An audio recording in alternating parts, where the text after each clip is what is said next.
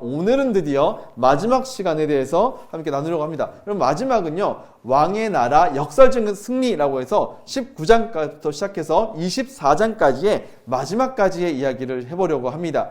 오늘 여러분 이전에 우리는 이 마지막 부분, 이 누가복음의 클라이막스 같은 부분을 다루게 될 텐데, 예수님의 입성과 그분의 십자가의 죽으심과 그분의 부활 그리고 승천까지를 다뤄보게 되면 우리는 이제 오늘 얘기를 다 나누게 되는 것입니다.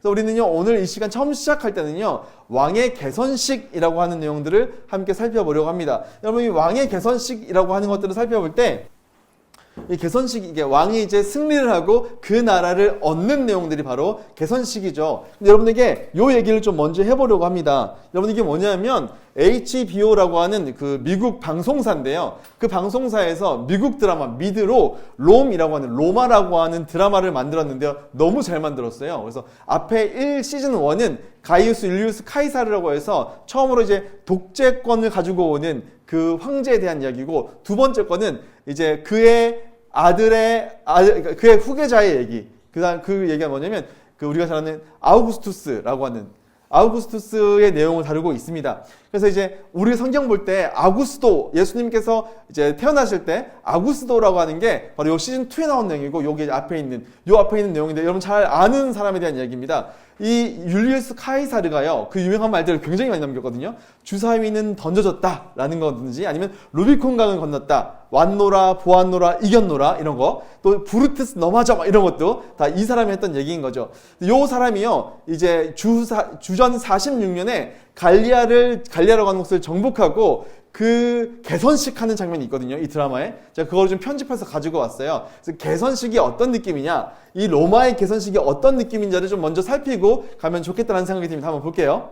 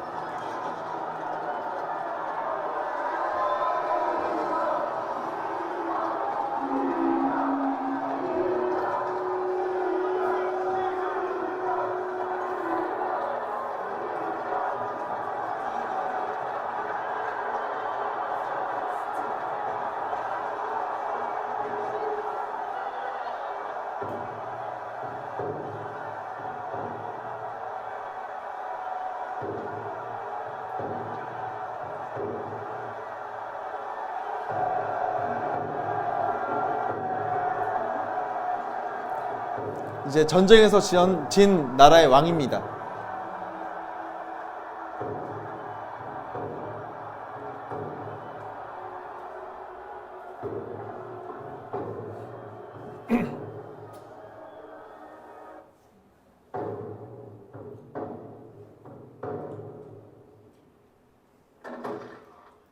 여자 좀 삭제했어요. 너무 잔인해가지고 제가 생략했습니다.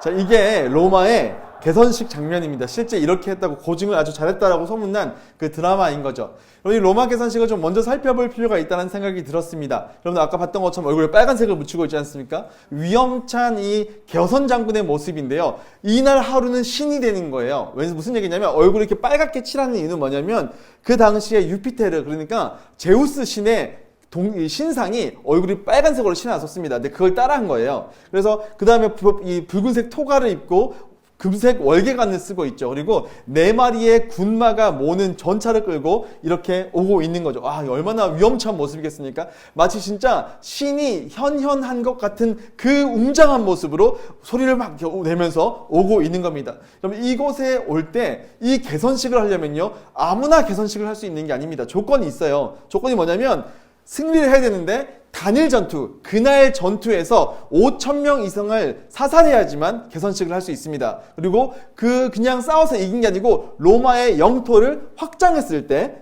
개선식을 할 수 있고, 최고 지휘관 독자적인 지휘권의 상태, 그러니까 이 장군이 혼자서 이 모든 전쟁을 지휘했을 때 이 세 가지 조건이 충족될 때 역사적으로 이 개선식을 열어줬다라고 하는 겁니다. 여기 장면 보면 있죠? 여기 얼굴 빨간 개선 장군이 있고, 또 옆에 있는 여기 보면 이제 그 나라에 잡혀온 이 장군들, 왕들 모습이 있습니다. 이 순서도 있는데요. 이 순서를 보게 되면 제일 먼저 제일 앞에 원래는 뭐가 오냐면 제일 앞에는 그 약탈한 보물이 옵니다. 보물이 다 이게 그 개선문을 통과할 때 보물이 확 오는 사람들 와 할 거 아니에요. 그 전리품들이 나오고 그 다음에 쇠사슬에 묶여있는 왕들과 장군들이 패배자들이 그냥 딱 오는 거죠. 그 다음에 주인공이 딱 승리자가 딱 오고 그 뒤에 많은 군대가 따라오면서 이렇게 이오 트라임페 이렇게 합니다. 이게 뜻이 무슨 뜻이냐면 오 승리야 하면서 계속 외치면서 쫙 들어오는 거예요. 그러면 사람들은요 그 위대함 앞에 마치 신이 현현한 것 같은 그 놀라운 모습 속에서 와 이것이 우리나라가 가져온 평화다라고 하면서 나타나게 되는 거죠. 그리고 그 제일 마지막에 아까 봤던 것처럼 그 적군의 왕을 또 그의 장군을 죽이면서 그것이 하이라이트로 빵 터지는 겁니다. 근데 여러분 오면서 아까 영상 보면 좀 독특한 게 있었는데요. 그게 뭐냐면 바로 여기에 나와 있는 요 사람입니다. 노예.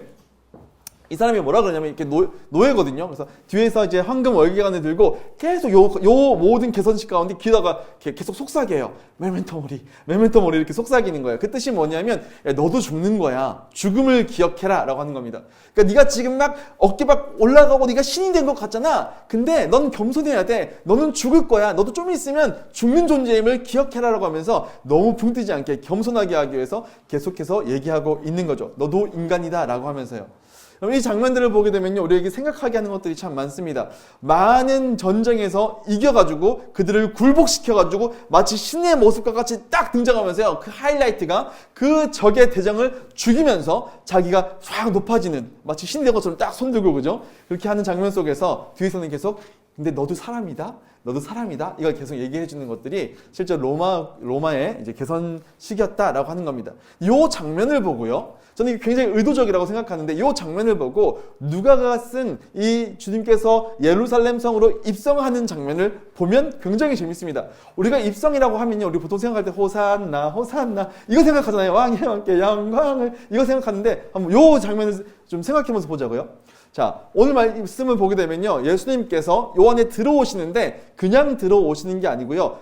주님께서 자기가 어떻게 될 것임을 이미 알고 계셨다는 거예요. 무슨 얘기냐? 여러분 어떤 사람들은요. 예수님께서 예루살렘에 입성한 다음에 어쩌다 보니까 죽음에 휘말린 거야. 이렇게 얘기를 해요. 원래 죽을 생각이 없었는데 죽음에 휘말린 거야. 그게 아니라는 거죠. 여러분 예수님은요. 그곳에 올라가면 죽을 걸 다 알고 있었어요. 예수님께서 이미 야 선지자가 예루살렘 밖에서 죽은 적이 없어 라고 하면서 자기의 죽음을 얘기했고요. 이 얘기를 늘 하셨던 거죠. 보라 우리가 예루살렘으로 올라가자 라고 하는 거예요. 그러면서 선지자를 통해 기록된 모든 것이 인자에게 응할 건데 인자가 이방인들에게 넘겨져서 희롱당하고 능욕당하고 침뱉음을 당할 것이며 채찍질을 당하고 죽을 것이나 다시 살아나리라. 이거를 오늘 말씀 19장이잖아요. 13장, 18장 마지막 부분에서 이미 말씀을 하셨다는 거예요. 그 얘기는 뭐냐면 예수님의 예루살렘 입성은 어쩌다가 돼서 죽은 게 아니고 이미 죽을 걸 다 알고 계시면서 다 아신 상태에서 올라왔다라고 하는 겁니다. 여러분 참 놀라운 얘기죠. 여러분 이분이 왜 올라오셨을까요? 죽을 것 뻔히 알면서 올라오신 이유가 뭐냐는 거죠. 그건요, 우리의 모든 죄를 해결하시기 위하였다라고 하는 부분들을 우리는 기억하고 있습니다. 여러분, 그래서요, 그 주님께서 오시는데요, 그분이 이런 모습으로 오시는 거죠. 딱 예수님께서 제자들에게 저 나귀를 구해오라라고 얘기하죠. 그랬더니 제자들이 가서 주가 쓰시겠다 하라라고 하면서 흠이 없고 누구도 타본 적이 없는 나귀 새끼 한 마리를 이제 준비해가지고 오는 겁니다. 그래서 이거를 가리켜서요, 평화의 왕이라고 하는 겁니다. 여러분, 예루살렘이라고 하는 그 도시가 있지 않습니까? 이 수도지 않습니까? 수도. 근데 이 예루살렘 성이요, 뜻이 평화의 성읍입니다.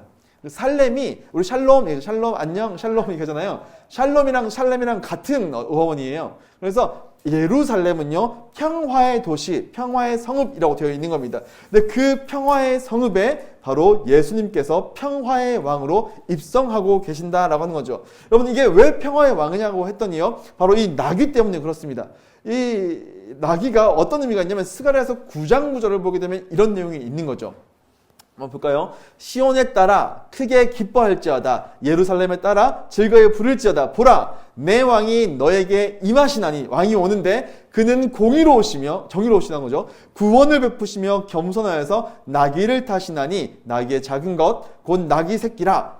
나귀 타고 오신 거예요. 근데 그 뒤에 나오는 게 중요한 겁니다. 그분이 뭐라고 하시냐면요, 내가 에브라임의 병거와 예루살렘의 말을 끊고, 그러니까 온 이스라엘의 말들을 다, 군말을 없앨 거고, 전쟁하는 말을 없앨 거고, 전쟁하는 활, 무기도 없앨 것이니 그가 모든 이방 사람들에게까지 화평을 전할 것이요 라고 하면서 땅끝까지 화평이 전해질 것이다, 뭐 이런 얘기를 하는 겁니다. 그러니까 예수님께서 나귀 타고 오신 게 돈이 없어서 그런 게 아닙니다. 그건요, 성취하기 위한 거예요. 뭐냐면 내가 평화의 왕으로 왔다라고 하는 것을 보여주고 싶은 겁니다. 그래서 예수님께서 이런 모습으로 오시는 거예요. 그러면서 제자들이 옆에서 카페처럼요, 자기 겉옷을 깔아줍니다. 이것은 바로 당신의 통치권에 우리가 순복합니다. 당신이 왕이십니다. 당신이 우리가 기다리던 메시아입니다 하면서 겉옷을 벗어주는 겁니다. 여러분, 성경에서 겉옷 얘기 나오면요, 이거 되게 중요한 거구나 생각하시면 돼요. 왜냐면 실제로 중요했거든요. 여러분, 겉옷은요, 유대인들에게 거의 단벌이었습니다. 근데 이게 되게 중요한 게 뭐냐면 자기 신분을 드러내기도 하고, 이게 밤에는 이불처럼 쓰고요, 낮에는 햇볕 가리개를 썼습니다. 그러니까 겉옷이라고 할 때 우리처럼 이런 겉옷이 아니고 이렇게 덮는 거 있지 않습니까? 그건데 이거를 내가 벗어서 준다? 이거는 내 모든 걸 드리겠습니다라는 의미가 있는 거죠. 그러면서 사람들이 환호를 합니다. 호산나, 찬송하리로다. 주의 이름으로 오시는 왕이여, 하늘에는 평화여, 가장 높은 곳에 영광이로다. 이거 어디서 많이 들어봤지 않습니까? 누가복음 2장 14절, 우리 첫 번째 1강에서 주님께서 태어나실 때 지극히 높은 곳에서는 하나님의 영광이요, 땅에서는 하나님의 기뻐하신 자들에게 평화로다라고 했었는데, 이게 하늘에서 평화라는 거예요. 그러니까 여러분, 이게 무슨 뜻이냐면 이게 이제 끝이 왔다는 얘기예요. 예수님 태어날 때 하늘에서 영광, 땅에서도 평화로다 이렇게 했잖아요. 근데 이게 하늘의 평화까지 이어지면서 이게 진짜 평화가 온다라는 의미로 딱 터지는 게 수미상관입니다. 그러니까 처음과 끝이 연결되는 부분이죠. 지금 끝이 오는구나 라는 생각을 하시면 되겠습니다. 이 멈출 수 없는 하나님의 환호가 터지는데 옆에서 그걸 지켜보고 있던 바리새인들이 짜증나는 거예요. 좀 시끄럽다, 좀 그만 좀 하게, 지금 뭐 하는 짓입니까? 라고 했더니 예수님께서 얘기한 거죠. 냅둬라. 얘네가 이렇게 외치지 않으면 돌들이라도 그렇게 외칠 것이다 라고 하는 장면이 여기에 나오고 있는 거죠. 근데 여러분, 아까 그 로마의 개선식과 비교하면 초라한 것처럼 보입니다. 막 군마 막 4마리 타고 오고 막 뿌 하면서 오고 막 고물주 막 나오고 하지 않습니까? 하이라이트로 딱 이렇게 포로 죽여버리고. 근데 마찬가지로 여러분, 이 이야기에도요, 클라이막스 하이라이트가 있습니다. 아까 하이라이트가 적의 장수를 죽이고 왕을 죽이는 거잖아요. 이거는요, 그 나라의 왕이 죽음으로, 처형됨으로 이 이야기의 클라이막스가 온다는 거죠. 놀라운 얘기죠. 그러면서 우리는 아까 얘기했던 그 개선식에 나오는 팍스 로마나, 로마의 평화라고 하는 것과 팍스 크리스트를 비교해 볼 수 있습니다. 그래서 로마의 개선식에서는요, 4마리의 군마와 전차, 그리고 타인의 죽음으로 승리하게 되고 힘으로 억압한 평화인 거죠. 그래서 끊임없이 너는 사람이야 라는 얘기로 메시지가 있었습니다. 근데 예수님의 입성은요, 작은 나귀를 타고 오시면서 진짜 평화의 왕으로 오시는 분이시며, 타인의 죽음이 아니라 자기의 죽음으로 승리를 얻으십니다. 그리고 십자가로 화평케 하는 사랑의 평화를 주시고, 내가 3일 만에 살아나리라 하면서 부활하신 하나님으로서 드러나게 되어진다는 거죠. 이 입성만 보도 할 얘기가 되게 많지 않습니까? 우리 그냥 예수님 입성하셨나 보다 했는데, 아니요, 그 안에는요 진짜 어마어마한 이야기가 복선처럼 깔려 있습니다. 우리 여기서 질문해 봐야 됩니다. 사람들이 막 환호하고 있거든요. 근데 이 사람들은요, 어떤 왕을 환호했냐면요, 아까 로마의 개선식에 나오는 그 왕을 기다렸던 사람들이죠. 근데 실제로 앞으로 일어날 일들은 전혀 다른 이야기가 나오게 됩니다. 여러분은 어떻습니까? 여러분에게 왕은 어떤 분이신가? 여러분이 바라는 진짜 왕, 여러분에게 어떤 것들을 이뤄주시고자 하는 왕인지 여러분 한번 생각해 보셨으면 좋겠습니다. 자, 본격적으로 그럼 그 다음 얘기로 들어갈 텐데요. 주님께서 이 성읍에 올라오셔가지고 하시는 일이 뭐냐라고 했을 때요, 그것은 누가 이 집의 왕인가, 누가 이 집의 주인인가 라고 하는 이야기를 하고 계시다라고 하는 것입니다.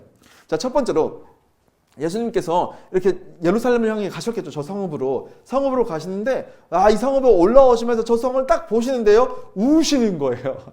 예수님이 눈물이 주룩주룩 오시는 거예요.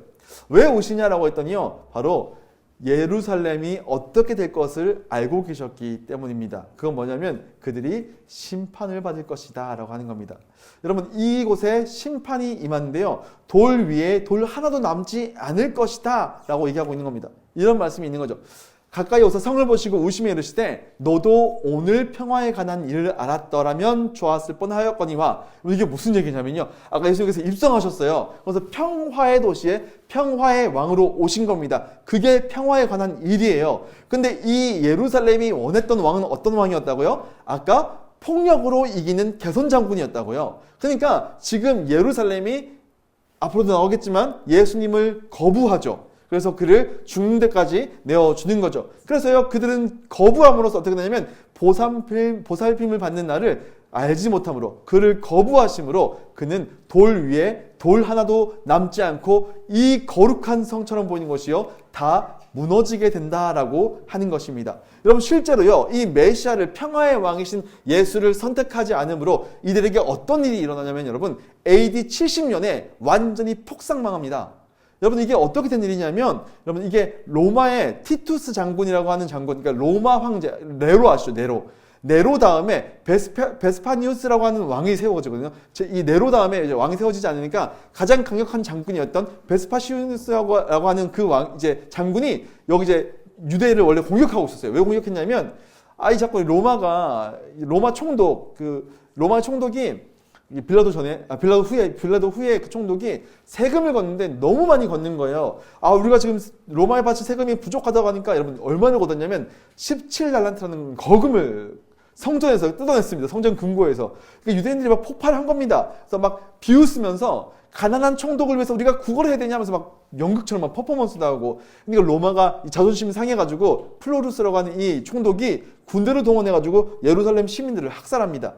그랬더니 유대 전체에 거대한 폭동이 벌어지게 되는 거죠. 그래가지고 단순히 세금 폭동으로 끝날 수 있었는데, 문제는 뭐냐면 예루살렘에 있는 유대인들이 로마의 수비대, 이 예루살렘 성 안에 있는 로마의 수비대를 전멸시켜버렸어요. 이게, 그러면서도 어떤 일이 생겼냐면 성전에서 드려지고 있던 황제를 위한 제사가 있거든요. 그거를 멈춰버린 거예요. 그래서 어떻게 됐냐면, 로마가 생각한 거죠. 이거는 반역이다. 로마는요, 반역에 대해서 그냥 두지 않아요. 로마는 반역은요, 본보기로 싸그리 짓밟아줘야 됩니다. 그래서 어떻게 되냐면 로마가 아까 얘기했던 베스파시아누스라고 하는 진짜 노련한 장군을 파송합니다. 그래서 여기를 계속 공격하는, 오랫동안 공격합니다. 근데 그때 네로가 죽은 거예요. 그러면서 로마가 혼란에 빠집니다. 그래서 이 베스파시아누스가 황제가 되기 위해서 로마로 돌아갑니다. 그때 무슨 일을 하냐면 그의 아들 티투스라고 하는 장군에게 너가 여기 마무리 짓고 와라 라고 하는 거죠. 그래서 이 티투스가 예루살렘 주변에 토성을 쌓아가지고 밖에서 오는 모든 물자를 끊어버립니다. 그리고 거기를 6개월 만에 완전히 굶주리게 해가지고 초토화시켜서 박살내버립니다. 그게 이제 여기 있었던 일인 거죠. 그래서 이게 실제로 티투스, 이탈리아 로마에 가면 티투스 개선문이 있습니다. 여기 가면 요 안에 있는 부조를 보게 되면 성전이 부셔져가지고 안에 뭐 다 뺏기는 내용들이 이미 거기에 그려져 있는 거죠. 그래서 예루살렘이 그리스도를 거부함으로 완전히 이제 초토화돼서 심판받는 일이 있었다라고 얘기를 해볼 수가 있는 겁니다. 정말 안타까운 일이죠. 눈물 나는 일입니다. 주님께서 이거를 아시고 눈물을 흘린 거예요. 평화의 왕을 거부하고 폭력적인 혁명의 길을 선택한 결과라고 하는 것입니다. 여러분, 그런데요, 이게요, 발전하게 되죠. 여기서 끝나는 게 아니라 하나님은 다 계획이 있으셨습니다. 뭐냐면 성전이 박살나거든요. 그랬더니요, 주님께서 건물로서 성전 체제를 종말시키고 이 중앙 성소가 무너지면서 진짜 성전이신 예수와 그의 몸된 공동체가 온 지역으로 확산되는 성전으로서의 이제 시작이 되어지는 겁니다. 여러분, 우리가 생각해야 되는 거 있습니다. 우리 조심해야 됩니다. 우리는요, 이 예배당을 성전이라고 부르면 안 됩니다. 사랑 성전 우리 부르고 있지 않습니까? 엄밀히 얘기해서 성전이 아닙니다. 왜냐하면 성전은요, 중앙 성소는 이미 부셔졌기 때문이죠.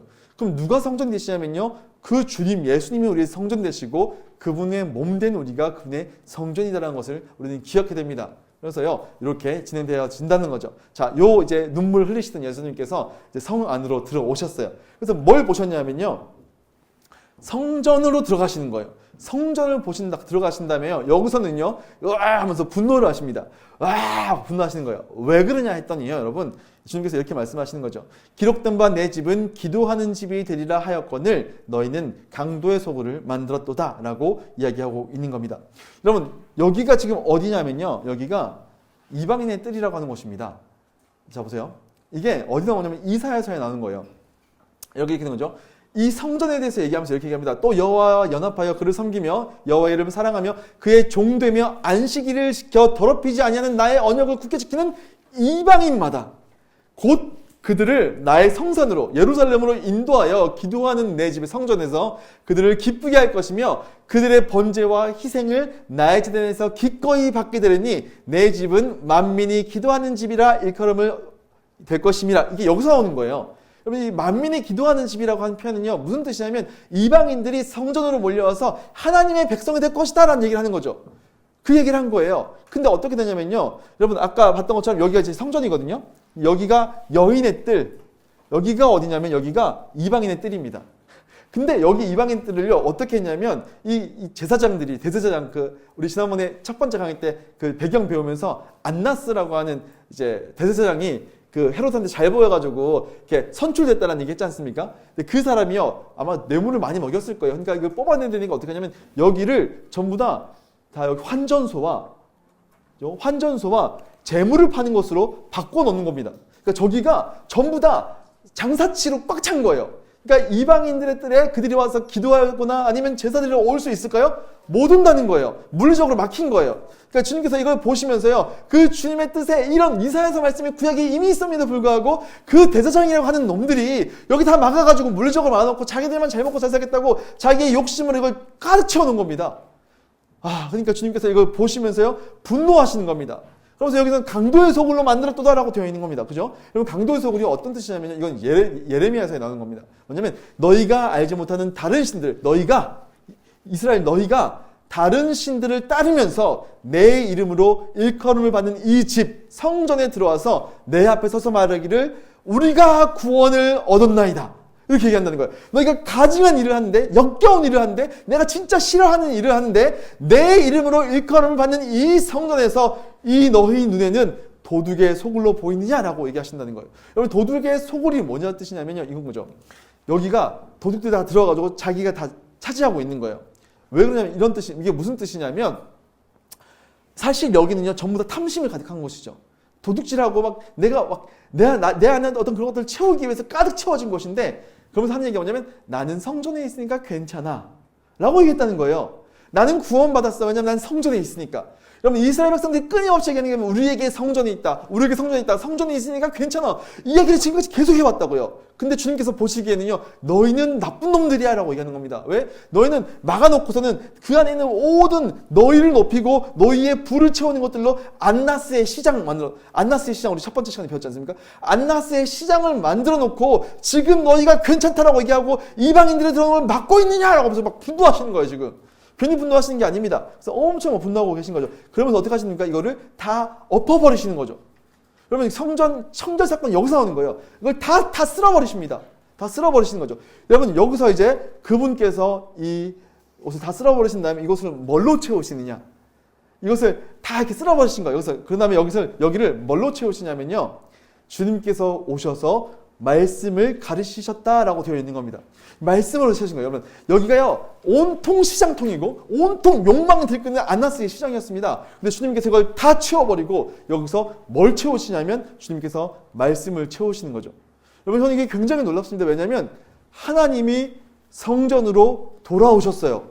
여러분, 하나님이 성전에 원래 안 계셨어요. 아니, 하나님 성전에 왜 안 계세요? 무슨 얘기냐면 에스겔서에 보게 되면 하나님의 영광이 지성소로 나와서 성소로 나와서 뜰을 지나서 성전산 넘어서 가버리세요. 에스겔서에 보게 되면 그들의 죄 때문에 하나님의 영광이 성전을 떠나셨다고요. 근데 그들이 돌아와가지고 성전을 짓고 그들이 스룹바벨 성전을 짓는데 아직 하나님께서 돌아왔다는 얘기가 없어요. 근데 하나님의 영이 언제 돌아오시냐면 이때 돌아오신 거예요. 이때 돌아오셔서 뭘 하시냐면 이들 스스로 깨끗하게 하지 못하는 성전을 주님께서 다 엎어버리시죠. 주님께서 그것들 더러운 것들 다 치워버리세요. 그 다음에 거기다가 뭘 채우시냐면 말씀을 채우시는 거예요. 거기서 말씀을 채우시는 거죠. 여러분, 이게요, 어마어마합니다. 그래서 사람들이요 여기 막 몰려드는 겁니다. 그랬더니 이곳을 담당하고 있던 대제사장, 서기관, 지도자들이요 예수를 죽이고 싶어하는 거예요. 왜? 지금까지 대제사장은요 사두개파, 대제사장은 여기 성전을 맡은 자들이에요. 그렇죠? 성전을 맡은 자들입니다. 그리고 서기관이라고 하는 바리새인들 중에 일부인데요. 그들은 성경을 가르치고 번역하고 가르친 사람들이에요. 그리고 장로들, 여기 지도자들이라고 하는 사람은 여기 행정을 보는 사람들입니다. 그러니까 자기들은 뭐라고 생각하냐면 여기 우리 건데, 우리의 돈인데, 우리의 권력인데 왜 저 따위 알지도 못한 놈이 와가지고 다 엎어버리고 사람들을 거기로 모이게 하는 게 아니고 다 자기 앞에 모이게 하는 거예요. 기분이 나쁘죠. 그래가지고 막 그를 죽이려고 하는데 사람들이 막 예수님 막 따르고 하니까요. 다가갈 수가 없는 거예요. 가서 막 해코지했다가는 역공을 당할 것 같은 거죠. 그래가지고 이들이 어찌할 수 없어서 눈치 보는 장면이 나오게 되는 거죠. 그리고 주님께서 이후로는요, 우리 지난 시간에 패러다임 얘기할 때는 바리새인들과 주님 계속 싸웠잖아요. 이제부터는 성전 세력들, 이들과 계속 싸우는 장면이 이어지게 되는 거죠. 여러분, 그런데 우리 첫 번째 시간 한번 떠올려보자고. 1강을. 뭐냐면, 우리는 이미 성전 청결 사건에 대해서 배운 적이 있어요. 기억나세요? 뭐였습니까, 그게? 그게 뭐였냐면요. 마카비 혁명 때였습니다. 이게 원래 뭐였냐면, 여러분, 누구죠?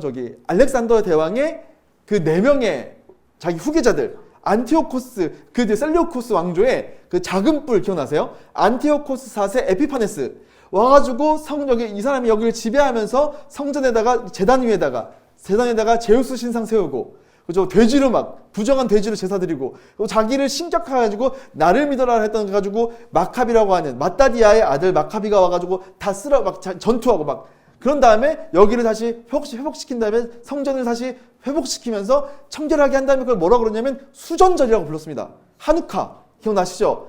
그렇게 했는데, 여러분, 그래서 그거는 어떻게 됐냐? 여러분, 그거는요, 그냥 건물로서의 성전을 깨끗한 한 거에 불과했습니다.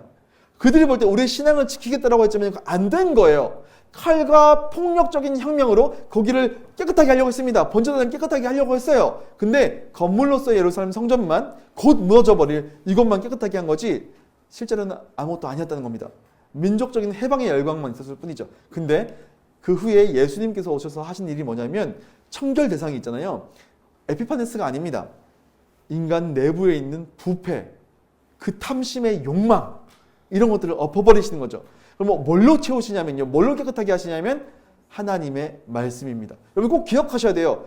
우리는요. 하나님의 말씀으로 깨끗해집니다. 베드로가 얘기하지 않습니까? 물로 씻어 깨끗하게 하시는 하나님의 말씀으로 우리가 거듭났다고 되어 있거든요. 뭘로 들어가요? 물청소를 하냐면 하나님의 말씀으로 물청소하는 거예요.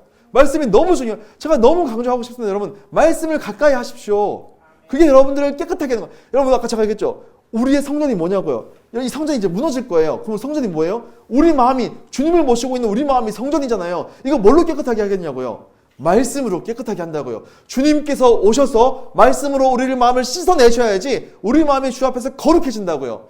그 사실을 기억하시기를 바랍니다. 그런데 어떻게 됩니까? 하나님이신 그리스도께서 성전 되시면서 또 요 상황은 사람들이 몰려들게 되고 여기에 대한 살해의 모의가 요 사건 때문에 이어지게 되는 겁니다. 자, 그래서요. 계속 이 권위 전투를 합니다. 무슨 얘기냐? 누가 주인이냐? 누가 왕이냐? 이거 가지고 성전에서 싸우신다고요. 요 문제 때문에 여기서 시작하는 거예요. 보세요. 어떻게 시작하느냐? 권위 논쟁인데요. 성전에서 주님께서 가르치고 계실 때였습니다. 근데 그때 이 성전을 맡고 있는 사람들이 등장한 거예요. 대제사장, 장로들, 서기관이 등장해가지고 얘기하는 겁니다. 뭐라고 얘기하냐면 누구의 권위로 이런 일을 하느냐 이렇게 얘기해요. 이건 여러분 이렇게 어렵게 생각할 필요 없습니다. 어떻게 쉽게 생각하면 되면요. 여기 성전이야. 누구 허락받고 이러는 거야? 이렇게 얘기하는 거예요. 여기 우리 건데, 우리 담당인데, 우리 나와발인데 너 누구 허락받고 우리 허락 받았니? 라고 얘기하는 거예요. 우리가 승인하지 않았는데 너 불법이야. 라고 얘기하시는 거죠. 그래서 주님께서 뭐라고 하시느냐? 그러니까 이 사람들 얘기하는 거죠. 너 무슨 권위로 이렇게 얘기하는 거냐고 물어봤을 때요. 이 사람들이 이제 등장하는 대제사장, 이 사람은 성전의 주인이라고 스스로 생각했습니다. 자, 보세요. 이 성전 공간의 주인을요, 대제사장들과 사두개인들은 자기의 나와바리로 생각했습니다. 그리고 이 성전 안에서 가르치는 율법의 해석과 그것을 가르치는 것을요, 서기관과 바리새인들이 자기 거라고 생각했어요. 그 말씀의 주인인 척했던 거죠. 그리고 그 관리와 행정은요, 장로와 귀족들의 영역이었습니다. 자기들이 백성들의 주인이라고 생각했던 거죠. 근데 그때 주님께서 뭐라고 얘기하시냐면 이 옆에서 얘기하시는 거예요. 야, 요한의 세례는 하늘로부터냐 사람으로부터냐 이렇게 얘기하시는 거예요. 오, 이게 역공이거든요. 역공. 이게 무슨 뜻이냐면 이렇게 되는 거죠. 만약에 이들 대답할 때 이건 세례 요한의 세례 그 죄 회개를 하게 하는 그 세례 우리 배웠지 않습니까? 그 세례가 그거 하늘에서부터 시작된 거지라고 얘기하면요 어떻게 되냐면 근데 왜 너희는 세례 요한을 인정하지 않아? 그럼 이제 거기 있던 이제 사람들이 왜 그러게? 걔네도 이제 세례 요한 받아들여야 되는 거 아니야? 이렇게 얘기할 거라고요. 난처해지죠. 근데 만약에 아니 그거 사람이 하나님께서 온 게 아니고 세례 요한 지 맘대로 한 거야. 이렇게 하면 세례 요한을 따르고 있던 수많은 우리한테 돌맞을 겁니다. 그러니까 이 사람들이 지금 이렇게 약간 역공을 당한 거예요. 그래서 뭐라고 하냐면 모른다 이렇게 얘기하는 거예요. 모른다, 모르겠다. 그 주님께서 나도 누구 허락받고 이렇게 하는지 안 가르쳐 주지롱 하면서 이제 얘기하는 겁니다. 안 가르쳐 주지롱 하는 거죠. 근데 그 다음에 무슨 비유를 드시냐면 그 유명한 악한 포도원 품꾼의 비유가 여기서 나오는 거예요. 다 아시는 내용입니다. 자, 이게 뭐냐면요. 여러분, 이 내용이 뭐냐면 포도원 주인이 멀리 가면서 농부들에게 이 포도원 좀 맡아줘라고 하고 간 거죠. 때가 좀 시간이 많이 지난 다음에 얼만큼 벌었니? 하면서 돈을 좀 줘라고 하면서 자기 종들을 보냅니다. 종들을 돌려보낸 거죠. 근데 이들이 와가지고 그 오는 종들마다 계속 올 때마다 때리고요. 돌려보내는 거예요. 주인 입장에서는 진짜 열불 나죠. 이 도대체 뭐 하는 짓이지? 좀 뭐 하는 짓이야? 그랬더니요, 안 되겠다. 그래도 내 아들은 얘네가 존대해주겠지라고 하면서 자기 아들을 보냈습니다. 그런데 농부들이 한 얘기가 뭐냐면, 얘 죽이면 우리가 이 땅을 차지할 수 있겠는데, 상속자를 죽이면 이 땅 우리가 가질 수 있겠는데 죽이자. 이렇게 된 거죠. 그래서 그 아들을 죽인 겁니다. 그래서 결과가 뭡니까? 그 주인이 열받아가지고 그곳에 있는 모든 농부들을 진멸한 다음에 그 포도원을 다른 사람들에게 주겠다라고 하는 겁니다. 자, 이게 무슨 얘기냐면, 이 농부들을 관리자로 세워놨는데 자기가 주인 행세를 하고 있는 거예요. 이게 지금 무슨 얘기냐? 방금 주님께서 겪었던 일이에요. 무슨 얘기냐? 자, 저 맞아가지고 돌아가는 자들이 하나님 입장에서 보면 누구냐면 포도원 주인 당연히 하나님이시겠죠? 하나님이신데 이스라엘 백성들에게 맡겨놓은 다음에 그들에게 가라고 했던 종이 누구냐면 선지자였다는 거죠. 구약의 선지자들. 그러면 그 보내는 아들은 누구냐라고 했더니 예수님이죠. 그죠? 그 다음에 농부들이 누구냐 했더니 이스라엘의 지도자들입니다. 그러니까 대제사장 그리고 서기관, 장로들 이 사람들이라는 거죠. 딱 들으면 누구지 딱 감이 오는 거죠. 지금 주님께서 쟤네가 여기 있으면서 스스로 주인인 양 착각하고 있네. 그러니까 주님께서 그 사람을 들으라고 너네 주인 아니야. 주인은 하나님이시고 그 아들은 나야 라고 얘기를 하고 계시다는 거죠. 여러분 우리는요 때때로 우리가 스스로 주인이라고 착각할 때가 있습니다. 여러분 내가 이것들을 마땅히 누려야 된다고 생각하는 수많은 신앙의 모습들이 있는 거죠. 내가 말씀을 이렇게 해석해도 되고 이렇게 되고 막 이런 생각을 합니다. 근데 주님께서는 그게 아니라는 거죠. 그래서요 요 얘기를 하고 계신 겁니다. 그러면서요 요 죽는 아들에 대해서 얘기하면서 뭐라고 하냐면 그 유명한 건축자들의 버린 돌이 여기서 나오는 겁니다. 자, 요 죽은 아들에 대해서 버림받았다. 이곳을 건물을 지어가고 있고 이 나라를 세워가야 되는 이 건축자들 맡겨준 지도자들에게 이 돌이 버림을 받게 되는 거죠. 자, 이 버림받게 되는 거죠. 이 버림받은 돌이 어떻게 되느냐라고 했더니요. 이것이 건축자들의 버린 돌이 집의 모퉁이의 머릿돌이 되었다라고 얘기하고 있는 거죠. 그리고 이 여호와께서 행하신 것이고 우리 눈에 기이한 바로다. 이날은 여호와께서 정하신 것이라 이날에 우리가 즐거워하고 기뻐하리로다. 여호와여 구하옵나니 이제 구원하소서. 여호와여 우리가 구하옵나니 우리를 형통케 하소서. 이게 건축자들의 버린 돌이 머릿돌이 되었다라고 하는 거죠. 여러분 머릿돌은요 초석입니다. 초석. 우리가 건물 지을 때잖아요. 여기서부터 건물 지을 거야, 남향으로 건물 지을 거야 라고 할 때 제일 먼저 쓰는 게 초석, 머릿돌이라고 하는 거예요. 그러면 어떻게 되느냐? 여기서부터 건물이 쌓아져 올라가게 되는 거죠. 그러면 초석이 여기 있는 거예요. 지금 예수님께서 무슨 얘기를 하시냐면, 자, 아까 포도원을 농부들을 다 죽인 다음에 쌍들이 진멸한 다음에 다른 사람들에게 이 포도원을 맡길 거야 라고 얘기했지 않습니까? 주님께서 그것에 초석이 되고 거기서부터 생겨난 건물들이 있는 거죠. 벽돌과 벽돌이 쌓아져서 서로 연결되어서 거대한 건물이 되는 이야기. 어디서 많이 들어봤지 않습니까? 이게 뭡니까? 교회죠. 지금 교회 얘기하고 있는 겁니다. 지금 예수로 인해서 세워지는 이 건물, 예수를 머리로 한 몸된 교회가 있는데 이걸 통해서 앞으로 포도원을 갖고 갈 것이다 라고 얘기하고 계시더라는 겁니다. 이해가 되시죠? 그래서요. 주님께서 말씀하시죠. 이 모퉁이 돌 위에 떨어진 자들은요, 이게 부서질 건데 회개한 대한 영입니다. 주님 위로 떨어진 자들은, 주님 품으로 떨어진 자들은 그들이 회개하고 이 위에 쌓아져 올라가서 교회가 될 거야. 근데 만약에 이 돌이 떨어져가지고 그를 박살내버린 사람들은 완전히 진멸당하고 멸망당하게 될 거야. 너는 이 위에 올라올래? 그 밑에 깔릴래? 이렇게 얘기하고 있는 겁니다. 그래서요, 결론은 다니엘의 우리 첫 번째 시간에 배웠던 예언 속에서 4, 3, 2, 1, 0 했던 그 돌 떨어지는 돌이 바로 뭐였냐면 주님이었다는 겁니다. 그래서 그 초석이었고 그 뜨인 돌이 그리스도이자 거기서부터 영원한 나라가 이어진다고 했는데 그 영원한 나라가 누구랑 같이 가느냐면 교회랑 같이 가는 거예요. 그 영원한 나라가 이 뜨인 돌 대신 예수님께 접붙어서 건물을 이루어 있는 그들이 그 영원한 나라를 사용할 것이다라고 하는 것이 여기서 드러나게 되는 거죠.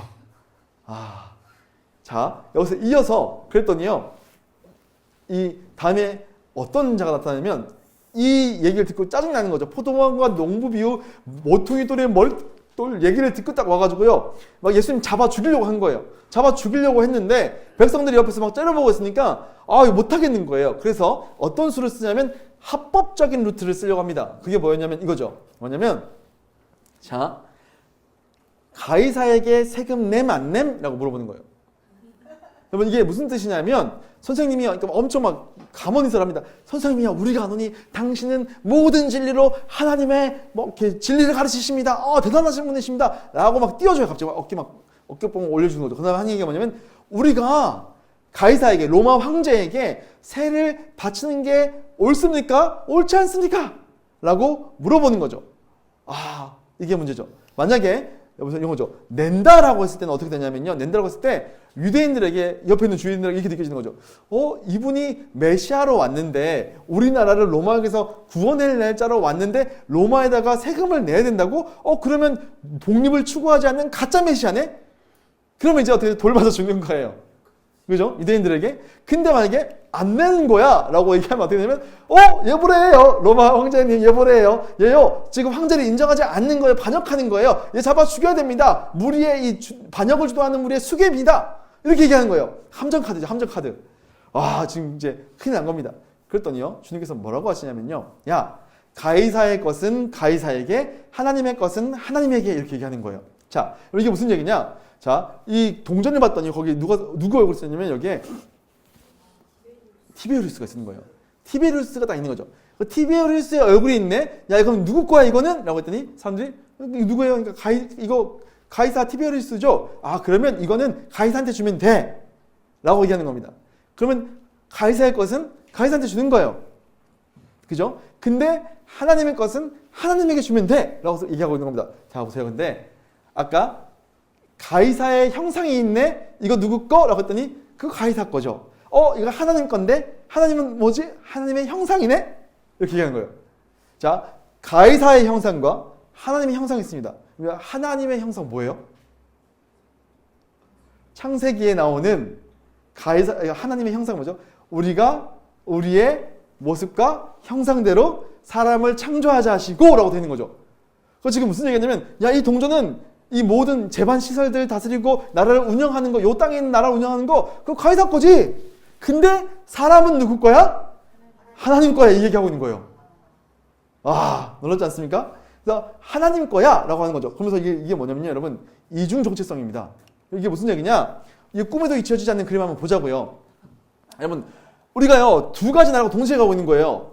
가이사의 나라, 하나님의 나라가 같이 가고 있는 거죠. 이 땅에서 운영되고 있는 수많은 어떤 것들, 로마서도 보게 되면 이 땅을 다스리는 위정자에게 그들을 위해서 기도하라고 하죠. 왜? 너의 신앙생활을 평안하게 하기 위해서 그들을 위해서 기도해라 라고 얘기하고 있지 않습니까? 그러니까 이 나라, 이 땅을 다스리고 있는 그 통치자의 권력이 있는 거고, 진짜 권력이 하나님이 있다는 거죠. 그럼 오늘 너희가 이 땅에서, 여러분, 가끔씩 이 땅에 있는 대통령 인정 안 하면 하나님 우리가 왕이시니까, 이런 사람들이 있어요. 근데 그게 아니라는 거예요. 두 개가 동시에 가고 있는 거죠. 우리는 이 땅에 속해서 이 땅의 나라의 백성으로서의 우리가 감당해야 될 역할들이 있어요. 근데 궁극적으로 우리는 누구에게 속했냐면 하나님께 속했죠. 더 위에 있는 법으로. 그러니까 이 땅에서 뭔가 운영되고 있는 것들이 하나님 법에 어긋나는 것 같으면 우리는 이게 아니라 여기 걸 따른다는 사람들, 이렇게 가는 거죠. 그러니까 지금 주님께서 이 이중 정체성, 우리는 이 땅에도 속했고 하나님 나라에도 속했다라고 하는 이 이중 정체성에 대해서 얘기하고 계시다는 거예요. 그래서 우리는 이 땅의 정치 권력을 부정하는 것이 아니라 이 로마 위에서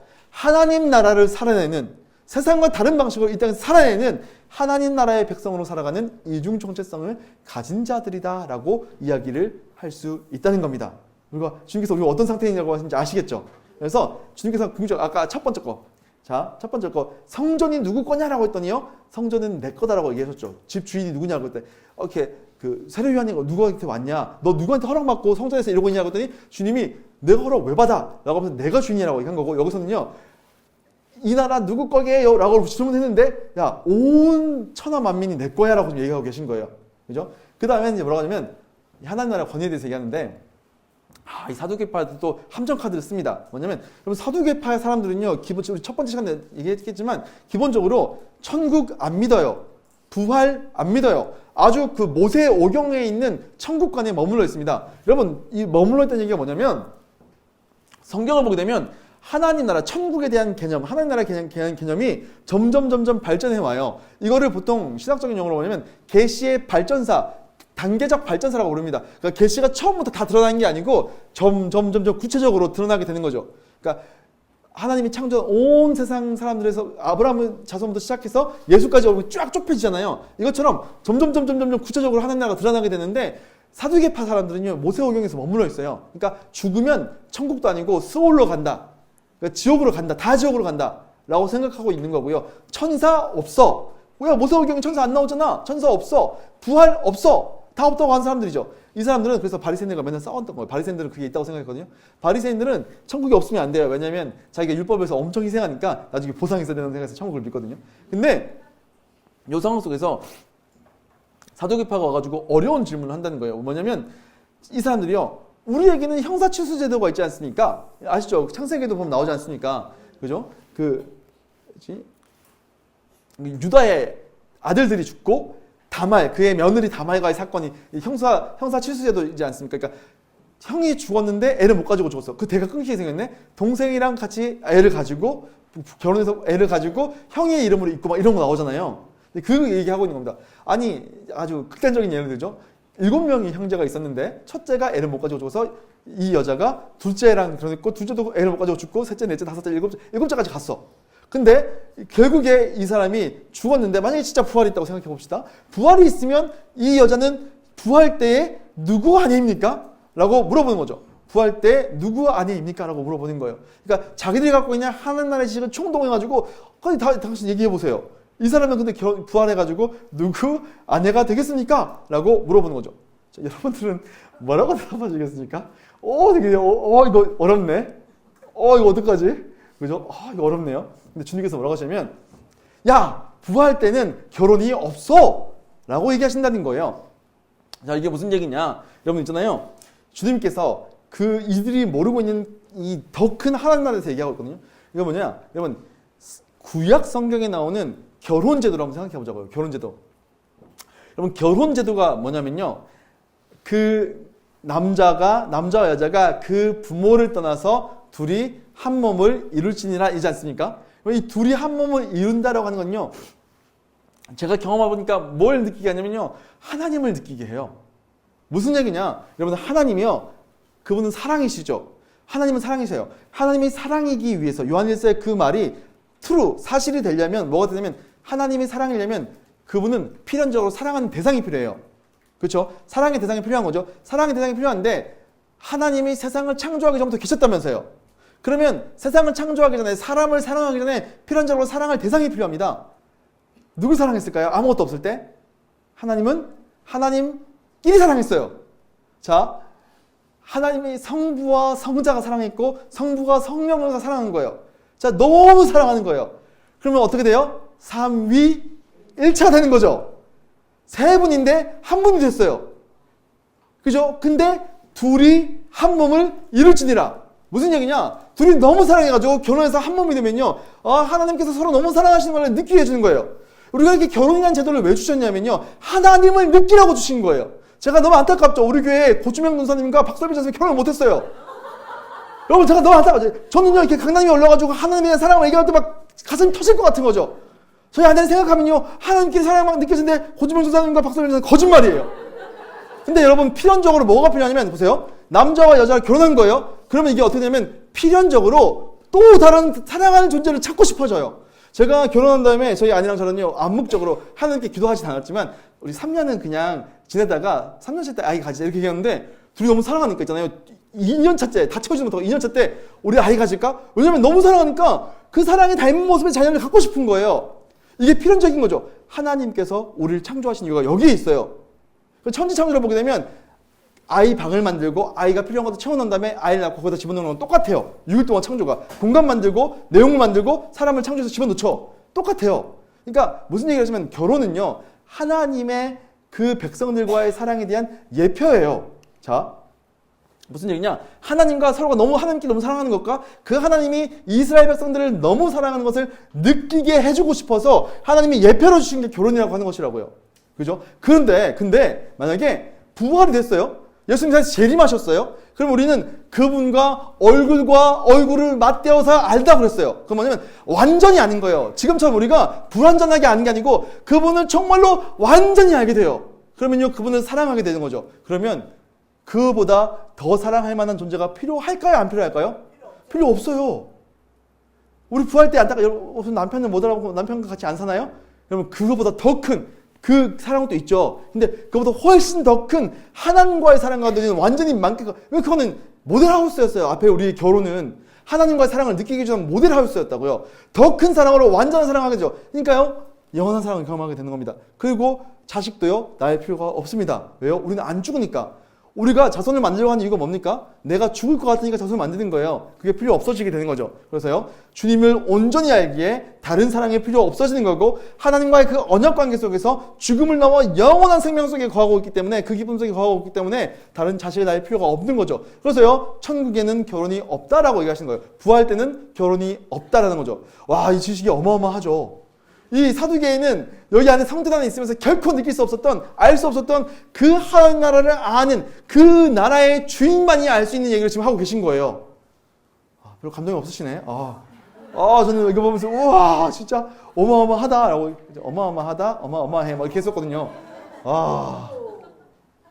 이걸 딱 정리하시면서 주님께서 이렇게 하신 거죠. 야 공격 끝났냐? 이제 내 차례다 라고 얘기하시는 거죠. 그래서 뭐라고 하시냐면 다윗보다 더 큰 권위에 대해서 얘기합니다. 얘는 다윗만 기다리고 있는 거야. 다윗만. 야 근데 주님께서 이렇게 얘기하시는 거야. 야 근데 봐보자. 잠깐만 기다려봐. 야 그리스도가 다윗 자손인 게 맞아?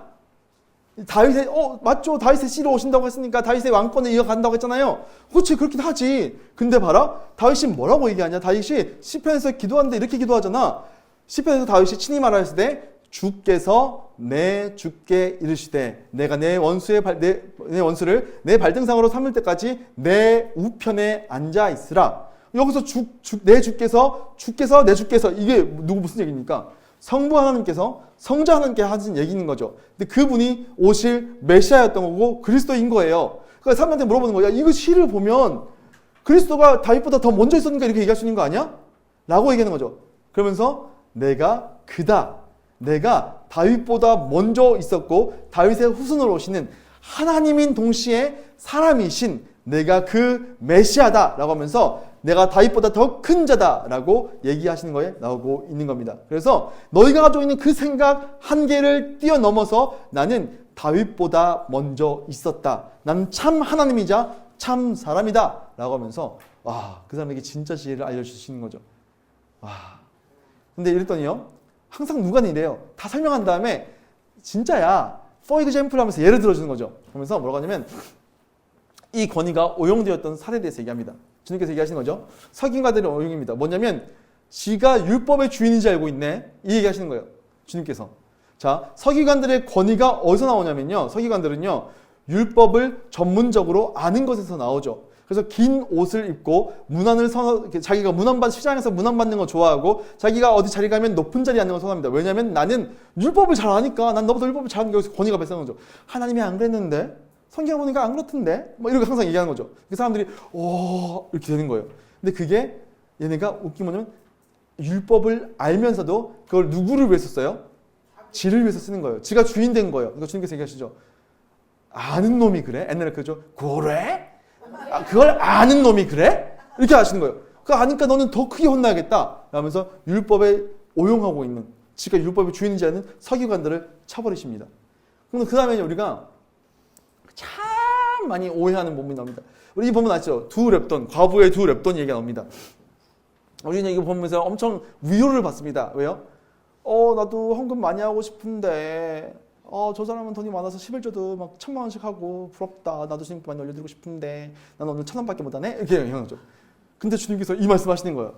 야, 부자들 헌금 많이 하는 거 내가 봤는데 과부가 두 랩돈, 진짜 보잘것없는 돈이거든요. 진짜 보잘것없는 돈, 그 돈 넣더라. 근데 그거는 엄청 큰 돈이야. 왜냐하면 자기가 가난한 중에 갖고 있는 생활비 전부를 넣었으니까 이거 큰 돈이야. 이걸 들으면서요. 와, 하나님께서 내 작은 헌금도 기뻐하시는구나. 이걸 우리 적용합니다. 맞죠? 맞아요. 근데 이 본문은요, 그걸 얘기하고 싶은 본문이 아니에요.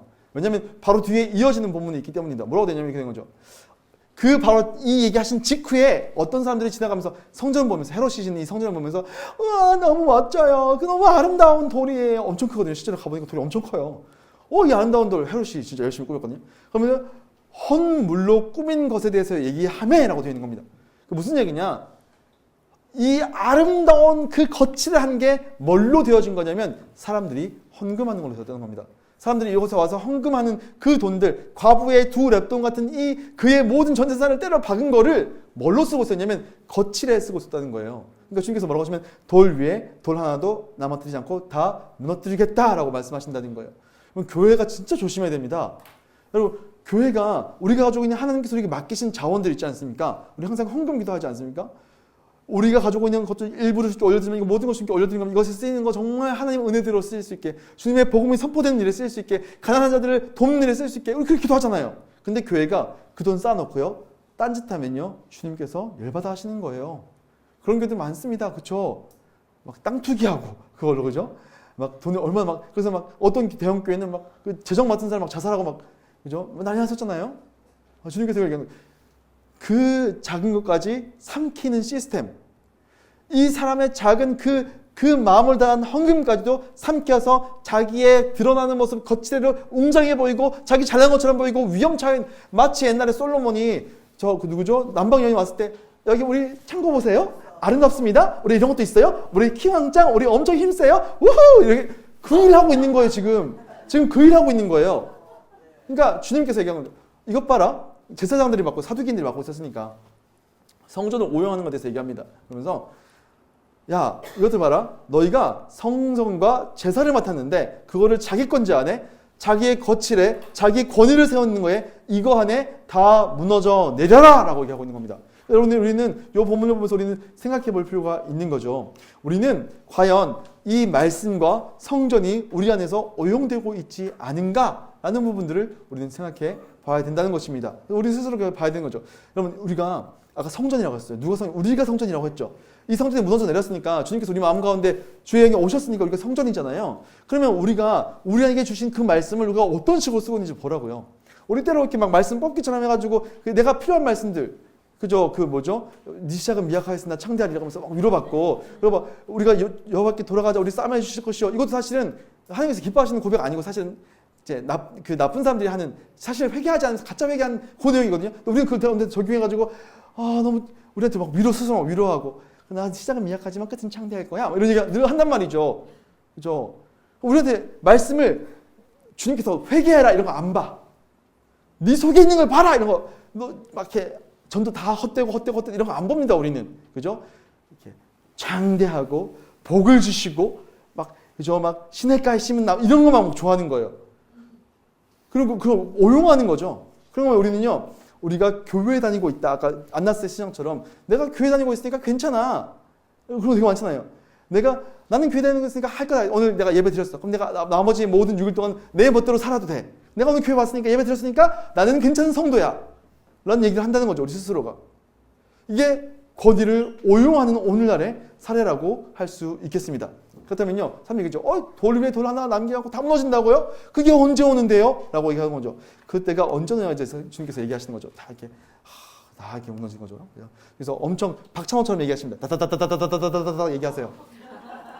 근데 이 내용들을요. 계시의 단계적인 걸로 보게 되면 시간 순서가 있으면 이렇게 됩니다.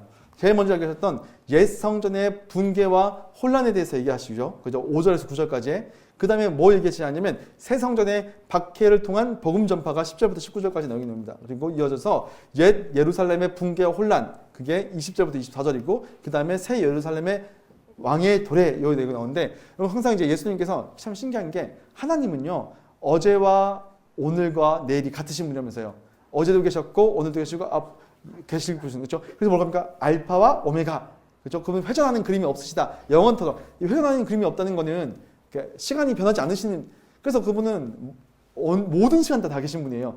과거와 현재와 미래를 동시에 보시는 분이시죠. 그러니까 그분 얘기하면요, 우리가 듣기에는 시간 순서가 이게 맞나 이런 게 좀 있습니다. 이걸 이제 계시에 단계별 뭐 성취 이렇게 얘기하기도 하는데, 주님께서 얘기하는 건 이 다다다 하신 것들을 이렇게 정리해 볼 수 있습니다. 무슨 얘기냐?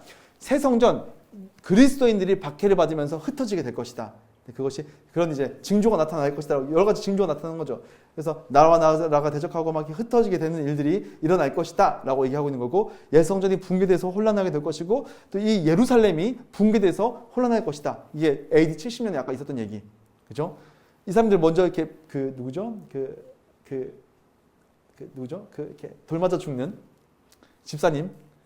스테반 집사님 돌아가시면서 이렇게 디아스포라로 팍 퍼지잖아요. 그 사건이 먼저 있었고, 성전이 아까 AD 70년에 붕괴되고, 예루살렘 성전 붕괴되고, 그 다음에 끝에 뭐 얘기하고 있냐면 새 예루살렘이 도래했을 때 주님께서 다니엘 7장에 나오는 그 위험찬 모습으로 임하셔서 영원한 나라를 다스리는 얘기가 바로 25절부터 28절까지 나오는 내용들이죠. 그러면서 여러 가지 징조에 대해서 얘기합니다.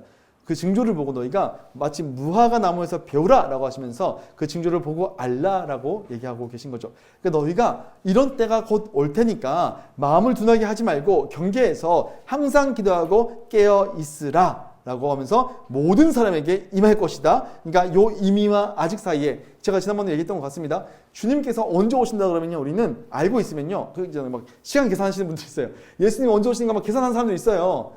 그 주님께서 절대 안 가르쳐 줍니다. 가르쳐주잖아요. 우리는 그러면 그 직전 전날부터 청소할 거예요. 우리 마음 청소할 거예요. 그렇죠. 우리 애들도, 저희 애들도 그래. 엄마가 5시에 오는 거 알거든요. 그럼 4시부터 막 정리하는 척 해요. 근데 엄마가 언제 오시는지 얘기 안 해주는 거예요. 그러면요, 계속 엄마 오시니까 긴장하는 거죠. 그래서 막 밥 먹으면 바로 설거지하고, 놀다가 정리한 다음에 또 다시 놀고. 우리께서 그런 식으로 하시 아닙니까? 주님께서 그 얘기 하시는 거예요. 너희가 항상 기도하고 깨어있으라 라고 얘기하는 거죠. 요 얘기만 하고 이제 잠깐 쉬었다 가야 되는데요. 자, 여기서 이제 경첩이 생기는 건데, 이게 무슨 얘기냐? 주님께서 예루살렘 성에 계시는 동안에 낮에는 백성들을 가르치시고 말씀으로 깨끗하게 하시고 말씀을 가르치시고, 밤에 되면요 예루살렘 성에 가셔가지고 혼자 이제 기도하신, 예루살렘 성이 아니라 올리브 동산, 그러니까 감람원 가셔서 거기서 혼자 기도하시고 밤에 이제 쉬시는 일들이 있었고요. 요때 어떤 일이 생기냐면 이렇게 접히게 되는 전환점이라는 거죠. 전환점이 뭐냐면 22장 1절을 보게 되면 유월절이 다가오고 있는 거죠. 유월절이라는 무교절, 유월절이라면 아시는 것처럼 출애굽했던, 그리고 이어지는 긴 이제 그 무교병을 먹었던 기간을 무교절이라고 그러는데, 어쨌든 유월절이 온다라고 하면서 22절부터 전환점이 이제 생깁니다. 그러면서 어떤 일이 생기냐면, 안 되겠는데, 저 예수 죽여야겠는데, 바리새인들과 대제사장들과 서기관들과 지도자들이 모여가지고 공모를 하죠. 어떻게 죽여버릴까? 어떻게 하면 저놈 잡을 수 있을까? 이 생각을 하고 있을 때 누가 등장하느냐? 우리의 가룟 유다가 등장하게 되는 거죠. 그러면서요, 제가 이렇게 해서 넘겨드리도록 하겠습니다. 그러니까 이제 무슨 얘기냐? 예수님께서 낮에는 있잖아요. 낮에 계실 때는 사람들이랑 계속 같이 있으니까 이 사람들 막 지켜면서 막 잡고 싶은데, 자기들 이제 요 추종자들이 못하게 막을까봐 벌벌벌 떨면서 눈치 보면서 못하는 거예요. 이 사람들 없을 때 잡아야 되는데 어디 갔는지 몰라, 밤에는. 근데 이제 가로지다가 와가지고 제가 어딘지 알고 있지 말입니다 하면서 제가 알려드리겠습니다. 돈 좀 주세요 하면서 은 30냥 받아가지고 파는 장면이 여기서 나오는 겁니다. 그래서 우리는 요 뒤에는 이제 최종장으로 달려갈 텐데, 이제 우리가 5분인데요. 우리 한 9시 7분 30초까지만 쉬겠습니다. 잠깐 쉬셨다가 우리 오겠습니다. 자, 네. 이제 아까 얘기했던 그 전환점이 일어나는 거예요. 예수님께서 예루살렘으로 올라오신 다음에 이제 거기서 주님께서 하셔야 될 일을 하고 계실 때, 이제 최종장으로 경첩처럼 접히면서 이제 최종장으로 넘어가게 됩니다. 그 최종장으로 넘어가는 그 22장 1절의 구절이 뭐냐면, 유월절이 가까이 오매라고 하는 내용이었어요. 기억하실 겁니다. 그죠? 유월절이 가까이 오매. 그래서 주님께서 유월절 식탁을 준비해라는 내용이 나옵니다. 근데 유월절이 뭐냐라고 했더니 여러분 기억하실 겁니다. 유월절이 뭔지 아시죠? 여러분 출애굽기에서 하나님께서 이스라엘 백성들을 출애굽시키기 위해서 10가지 재앙을 하는데 마지막 재앙인 장자의 죽음을 앞두고 야 내가 너희를 구해줄 텐데 너희가 이해하는 거죠. 너희가 그곳을 이제 너희를 내가 구해줄 텐데 어린 양을 잡아가지고 좌우 임방과 문설주에다가 좌우 문설주와 임방에다가 어린 양의 피를 우슬초로 바르군 그 집은 내가 죽이지 않고 넘어가 줄게 라고 했던 거죠. 넘어가 줄게. 그래서 영어는 이제 패스 오버입니다. 그게 우리 한문으로 쓰면 유월이에요. 월다 말다 할 때 유월 넘어간다는 뜻이죠. 그래서 최근에 번역된 성경 보니까 넘어가는 날 이렇게 있더라고요. 어색했어요. 우리 이건규 장로님이 참여하시는 그 성경 새로 나온 성경 새 성경 보니까 넘어가는 절기 뭐 이렇게 되던데 굉장히 어색했습니다. 우리 6월절 알죠? 6월절. 그래서 주님께서 이때 모든 사람들 대표하는 첫째를 다 죽일 텐데 내가 요 어린 양의 피를 바른 집은 어린 양이 대신 죽은 걸로 해서 내가 이 집은 넘어가 줄게 라고 얘기했던 거죠. 그러면서 요 6월절이 있고 6월절 음식을 먹은 다음에 너희가 급하게 출애굽을 해라. 그런 다음에 이곳을 가면서요 이제 홍해를 쫙 갈라지는 홍해를 건너서 언약 백성으로 새 출발하게 되고 가나안 땅에 당도하는 얘기가 여러분 잘 아시는 출애굽기가 민수기, 신명기 그리고 여호수아까지 이어지는 내용들이라고 하는 것들인 거죠. 자, 그래서 요 6월절이 다가왔다는 거죠. 6월절이 다가왔는데 주님께서 제자들에게 베드로와 요한을 보내가지고 우리가 6월절 식사, 여러분 6월절 식사는 늘 합니다. 왜냐하면 하나님께서 6월절이 아까 출애굽에서 있은 다음에 너희는 매년 이 날을 아비벌 첫째 날을 지켜서 너희가 6월절로 지켜라. 그리고 이어지는 일주일을 무교절로 지켜라 라고 명령을 하셨거든요. 그러니까 모든 이스라엘 백성들은 그날 다 예루살렘으로 모입니다. 어마어마한 인파가 모입니다. 그다음 뭐 7만 몇 마리 양이 죽는다고 하더라고요. 어마어마한 양들이 죽고요. 어마어마한 사람들이 몰리는 거예요. 그러면서 이때 그 출애굽 때 있었던 똑같은 음식을 먹어요. 그래서 어떤 음식을 먹냐? 이제 이런 걸 먹는 거죠. 어린 양 구운 고기와 무교병, 그러니까 빵 이제 이스트를 안 넣어가지고 부풀 자는 거 있어요. 요즘에도 이집트 같은 데 가면 걸레빵이라서 납작한 빵 있어요. 그 인도의 난처럼 생겼어요. 제가 이렇게 그 이름이 걸레빵은 아니겠죠. 근데 이제 제가 그때 성수수를 갔을 때 가이드가 자꾸 걸레빵 그래가지고 먹으면서도 걸레 맛이 나는 것 같고 막 그랬던 거 기억이 납니다. 그리고 쓴 나물, 포도주를 이제 먹는 게 오늘날까지도 이게 기본 세팅이에요. 오늘날까지도. 왜 이걸 먹냐면 어린 양을 먹는 건 뭐냐면 그때 죽은 희생제물로서 우리의 죽음을 피하게 해준 대속물을 상징하는 거죠. 무교병은 급하게 빵이 발아대 누룩을 넣어가지고 빵을 부풀리는 시간도 없이 막 급하게 나갔던 그 죄를 급하게 떠났던 그 상황들을 상징하는 것들입니다. 그러니까 하면 쓴 나무는 뭐냐면 애굽에서 겪었던 그 고통스러운 종살이를 기억하게 하는 쓴 거. 그래서 무이 피었다 여러 가지 설이 있습니다. 뭔지 정확히 모릅니다. 근데 쓴 나물 포도주는 이 모든 하나님께서 우리를 구원하시겠다는 약속의 기쁨을 주셨다라고 포도가 원래 기쁨을 상징합니다. 유대인들에게는. 그래서 그 기쁨을 누리게 하는 것을 요 4가지 음식을 메인으로 먹게 되는 거죠. 예수님께서 제자들에게 우리가 6월절 식사를 하자라고 얘기를 하시는 거죠. 6월절 식사할 테니까 너희가 방을 구해라 해서 다락방을 구하는데 그 다락방에서 6월절 식사를 하게 되는 거죠. 그것이 그 유명한 여러분 너무 잘 아시는 이거 설명 안 했네. 여러분 너무 잘 아시는 최후의 만찬이라고 하는 겁니다. 그 아시죠? 그 그림 이렇게 사실 그렇게 안 먹었을 거예요. 원래는 이게 누워서 먹고 막 그랬었는데 아무튼 그 6월절 식사를 예수님께서 제자들과 하게 되시는 거죠. 그래서 때가 이름에 라고 되는 겁니다. 그 6월절이 이른 것과 동시에 예수님의 십자가의 때가 이뤘다는 얘기겠죠. 그래서 예수님께서 식사를 하시는데 뭘 먹냐 봤더니요. 틀린 그림 찾기 한번 해볼까요, 여러분? 틀린 그림 찾기. 뭐가 다를까? 그렇죠. 다 있어요. 있는데 뭐가 없어요? 양고기가 없어요. 양고기가 없어요? 있어요. 저 예수님이 양고기인 거죠. 그죠? 이게 다른 점입니다. 그래서 예수님께서 얘기하시는 거죠. 처음에 잔을 나누시고 감사기도 하시고 너희끼리 나눠 먹으라 기쁨의 잔을 먹고 그 다음에 떡을 떼시면서 우리가 성찬식 때 늘 하는 거잖아요. 감사기도 하시고 너희를 위하여 주는 내 몸이다. 이를 행하여 나를 기념하라. 그러니까 새 6월절을 제정하시는 거예요. 우리가 그 출애굽기 때 너희 이렇게 그 출애굽하기 전에 이미 그 6월절 절기를 주셨거든요. 그 출애굽기 11장인가 12장을 보게 되면 이미 6월절 절기를 주신 다음에 탈출해요. 그러니까 무슨 얘기냐? 너희는 앞으로 나가서 요 절기를 지켜야 한다면 실행을 시켰다고요. 자, 똑같이 예수님께서 너희는 앞으로 이렇게 먹으면서 나를 기념해라 라고 하는 거죠. 그게 오늘까지 이어져서 여러분 성찬식 하잖아요. 그거예요, 그게. 그래서 너희가 이것은 너희를 위하여 주는 내 몸이다 라고 하면서 너희가 나를 기념해라 라고 하면서 우리가 이걸 먹을 때 그분과 연합됨에 대해서 기념하게 되는 거죠.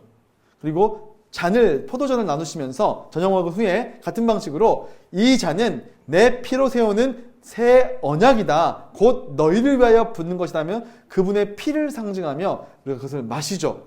그래서 주님께서 앞으로 너희는 이것을 지켜라. 예수님께서 신약시대 때 지키라고 한 예식은 이거 하나밖에 없습니다. 근데 카톨릭 가면 7성례가 있거든요. 7가지가 있습니다. 근데 개신교는 사실 이거 하나밖에 없습니다. 예수님께서 직접 말씀하신 게 하나밖에 없거든요. 우리는 성찬식 여러분 아무 생각 없이 드시지 않으셨죠?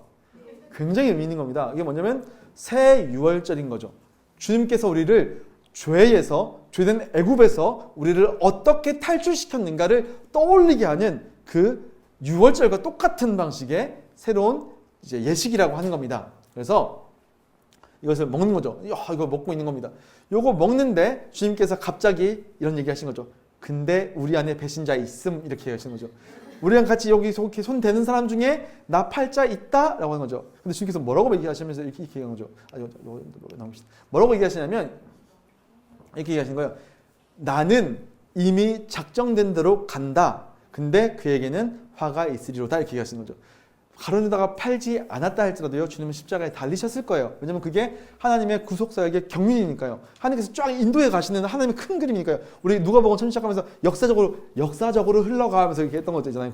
그거가 이거거든요. 근데 가론유다는 예수님을 팔아서 거기에 대한 책임을 지게 되죠. 그래서 나중에 가면 이제 그 아까 제사장한테 가가지고 돈 던지면서 물러주세요 했더니 너 이미 끝났어. 그래서 자살하게 되는 뭐 이런 장면이 나오게 되는 거죠. 요 장면의 의미가 뭐냐라고 했으니 우리가 옛 언약에서 새 언약으로 옛날 유월절 출애굽 유월절에서 이제는 새 출애굽 새 유월절이신 그 유월절의 어린 양이신 예수를 우리가 먹는 것으로 바뀌었다라고 하는 거죠. 그래서 우리는요 그러면 그 옛날 유월절이 결국에 예수님을 예표한 거였네? 라고 하는 거죠. 그러니까 그거는 모델하우스 그 실제로 만들어지기 전에 모델하우스였고 실제로 이제 건물을 지은 거예요. 근데 여러분 건물을 지었는데 모델하우스 그냥 내버려 둘까요? 안 내버려 둘까요? 부수죠. 그거 남겨놔서 뭐 하겠어요. 그렇잖아요. 근데 요즘에도 길거리 지나가면 혹시 유월절을 아시나요? 하시는 분들이 있어요. 그렇죠?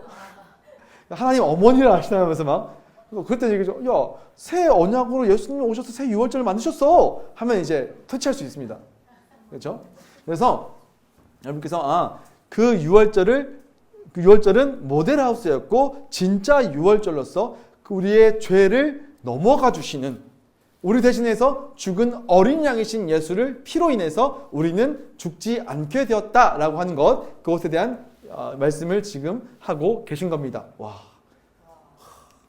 감정 없으신데?